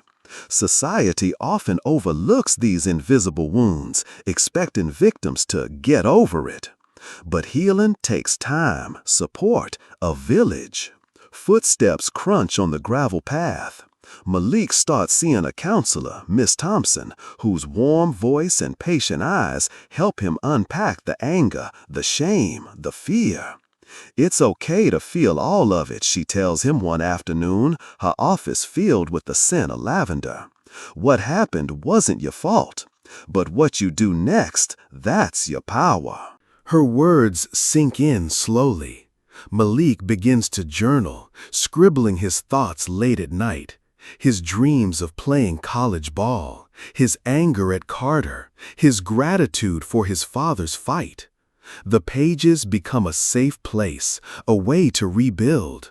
On the court, his shots start falling again. His teammates notice the fire returning to his game. One evening, after a winning layup, his friend Jamal slaps his shoulder. "There's the Malik we know," he says, grinning. "Ain't nobody stopping you now." Laughter echoes across the court, bright and alive. The community's support grows stronger. A local artist paints a mural of Malik on a brick wall near the court, his silhouette mid-jump, the word resilient scrawled beneath. Neighbors stop by to take pictures, to share stories of their own struggles, their own triumphs. On Twitter, #MalikStrong trends alongside #JusticeForMalik, with messages like, "You're not just surviving, you're shining." A gentle piano melody plays, soft and hopeful. But healing isn't linear. Some nights, Malik wakes up sweating, the memory of the courtroom vivid in his dreams. He sees Carter's hand, hears the silence of the room. Those moments test him, but he remembers Miss Thompson's words, "Your power is in what you do next." He thinks of his father, working late to hold Carter accountable. He thinks of Miss Clara, of his teammates, of the mural that reminds him who he is. One evening, Malik stands on the court, the ball in his hands, the stars above brighter than before. He takes a deep breath, lets it out slowly. The weight is still there, but it's lighter now, shared by a community that believes in him. He shoots, and the ball arcs through the air, a perfect swish. This is his answer to the world, not just survival, but a promise to rise. The sun sets over Atlanta, painting the sky in hues of orange and purple, but the city's heartbeat still pulses with the echoes of Malik Johnson's story. It's a story of pain, of resilience, of a community refusing to stay silent. The courtroom, the slap, the fight for justice, it's all become a beacon, a call to action that resonates far beyond the streets of Georgia. Malik and his father, Marcus, stand together now, not just as father and son, but as voices for change. Their journey isn't over, but it's time to look forward, to speak to the future, to inspire those listening to pick up the torch. A soft murmur of voices fills the air, the hum of a crowd gathering. Malik steps onto a makeshift stage in the heart of his neighborhood, a community center packed with familiar faces. Miss Clara in the front row, her eyes shining with pride. His teammates clapping from the back, neighbors holding signs that read "Justice for All." Marcus stands beside him, his presence steady, his FBI badge tucked away, replaced by the quiet strength of a father. The microphone crackles as Malik takes it, his hand steady despite the weight of every eye on him. "I ain't gonna lie," Malik begins, his voice soft but growing stronger. "What happened to me hurt. It wasn't just the slap. It was the way the world looked at me, like I was nothing. But standing here with all of you, I know I'm something. We're something." The crowd murmurs in agreement, a wave of support washing over him. Malik glances at his father, who nods, a silent encouragement. "I used to think one person couldn't change nothing," Malik continues, "but look at us. We're here, together, saying no more. No more kids like me getting hurt. No more systems breaking us down. We got a voice and we're gonna use it." Applause erupts warm and fierce. A breeze carries the sound of distant traffic, grounding the moment in the pulse of the city. Marcus steps forward, his voice deep, resonant, filling the room. "This isn't just about Malik," he says. "It's about every child who's been judged by their skin, every family told to stay quiet. We're done being quiet. But this fight, it needs all of us. It needs you." The room falls silent, every word landing like a stone in still water. Marcus's eyes sweep the crowd, unwavering. A child's laughter breaks the silence, a reminder of what's at stake. Think of the movements that have shaken the world. March for Our Lives, where young people demanded safer schools. Black Lives Matter, born from the pain of too many lost names. These fights show what's possible when voices unite. Every tweet, every protest, every conversation pushes the needle forward. But the work isn't done. Data from the Sentencing Project shows Black Americans are incarcerated at 5 times the rate of white Americans. Numbers like that aren't just statistics. They're lives, dreams, futures stolen. Society often assumes one person can't shift the tide, but history proves otherwise. Every step counts. Footsteps shuffle as the crowd leans in, hanging on Marcus's words. Malik takes the mic again, his voice steadier now, infused with a fire that wasn't there before. "I'm still here," he says, a smile breaking through.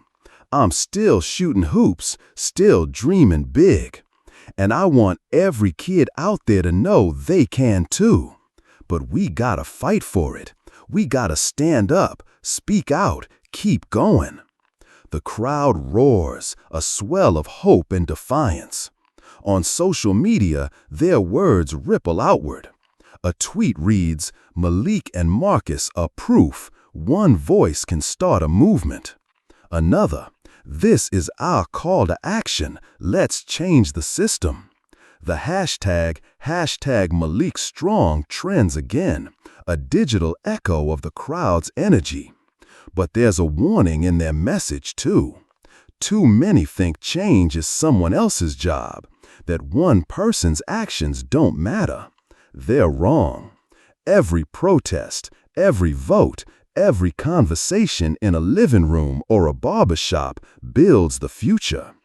A gentle piano melody rises, carrying a sense of purpose. Malik and Marcus step off the stage, greeted by handshakes, hugs, tears. Miss Clara pulls Malik close, her voice soft but fierce. "You keep shining, baby," she says. "You're our hope." Malik nods, his eyes bright, his heart full. He thinks of the mural on the wall near his court, his silhouette soaring, the word resilient beneath. That's who he is now, not just a survivor, but a symbol. The community center buzzes with energy, voices planning the next steps, rallies, voter drives, meetings with city officials. Marcus stands with a group of organizers, his voice low but determined. "We're not stopping," he says, "not until the system changes, not until kids like Malik are safe." The music swells, a blend of resolve and inspiration. This moment, this gathering, is a promise. It's a reminder that justice isn't just a verdict or a suspension. It's a world where no child fears a badge, where no father has to fight for his son's dignity. Malik and Marcus look out at the crowd, their faces lit by the glow of possibility. They're not alone, and neither are you. The future is waiting, and it's yours to shape. The sun sets over Atlanta, painting the sky in hues of orange and purple. But the city's heartbeat still pulses with the echoes of Malik Johnson's story.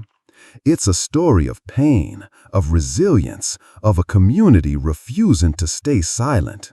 The courtroom, the slap, the fight for justice. It's all become a beacon, a call to action that resonates far beyond the streets of Georgia. Malik and his father Marcus stand together now, not just as father and son, but voices for change. Their journey isn't over, but it's time to look forward, to speak to the future, to inspire those listening to pick up the torch. A soft murmur of voices fills the air, the hum of a crowd gathering.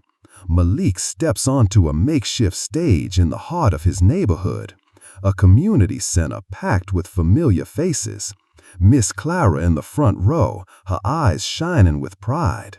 His teammates clapping from the back, neighbors holding signs that read, "Justice for all."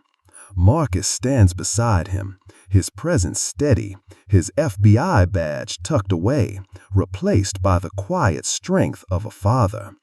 The microphone crackles as Malik takes it, his hands. The crowd murmurs in agreement, a wave of support washing over him. Malik glances at his father, who nods, a silent encouragement. "I used to think one person couldn't change nothing," Malik continues. "But look at us. We're here, together, saying no more. No more kids like me getting hurt. No more systems breaking us down. We got a voice, and we're gonna use it." Applause erupts, warm and fierce. A breeze carries the sound of distant traffic, grounding the moment in the pulse of the city. Marcus steps forward, his voice deep, resonant, filling the room. "This isn't just about Malik," he says. "It's about every child who's been judged by their skin, every family told to stay quiet. We're done being quiet. But this fight, it needs all of us. It needs you." The room falls silent, every word landing like a stone in still water. Marcus's eyes sweep the crowd, unwavering. "Change starts here," he says. "It starts with demanding better from our police, our courts, our leaders. It starts with believing we can make a difference." A child's laughter breaks the silence, a reminder of what's at stake. Think of the movements that have shaken the world. March for Our Lives, where young people demanded safer schools. Black Lives Matter, born from the pain of too many lost names. These fights show what's possible when voices unite. Every tweet, every protest, every conversation pushes the needle forward. But the work isn't done. Data from the Sentencing Project shows Black Americans are incarcerated at 5 times the rate of white Americans. Numbers like that aren't just statistics. They are lives, dreams, futures stolen. Society often assumes one person can't shift the tide, but history proves otherwise. Every step counts. Footsteps shuffle as the crowd leans in, hanging on Marcus's words. Malik takes the mic again, his voice steadier now, infused with a fire that wasn't there before. I'm still here, he says, a smile breaking through. I'm still shooting hoops, still dreaming big. And I want every kid out there to know they can too. But we gotta fight for it. We gotta stand up, speak out, keep going. The crowd roars, a swell of hope and defiance. On social media, their words ripple outward. A tweet reads, "Malik and Marcus are proof. One voice can start a movement." Another, "This is our call to action. Let's change the system." The hashtag Malik Strong trends again, a digital echo of the crowd's energy. But there's a warning in their message too. Too many think change is someone else's job, that one person's actions don't matter. They're wrong.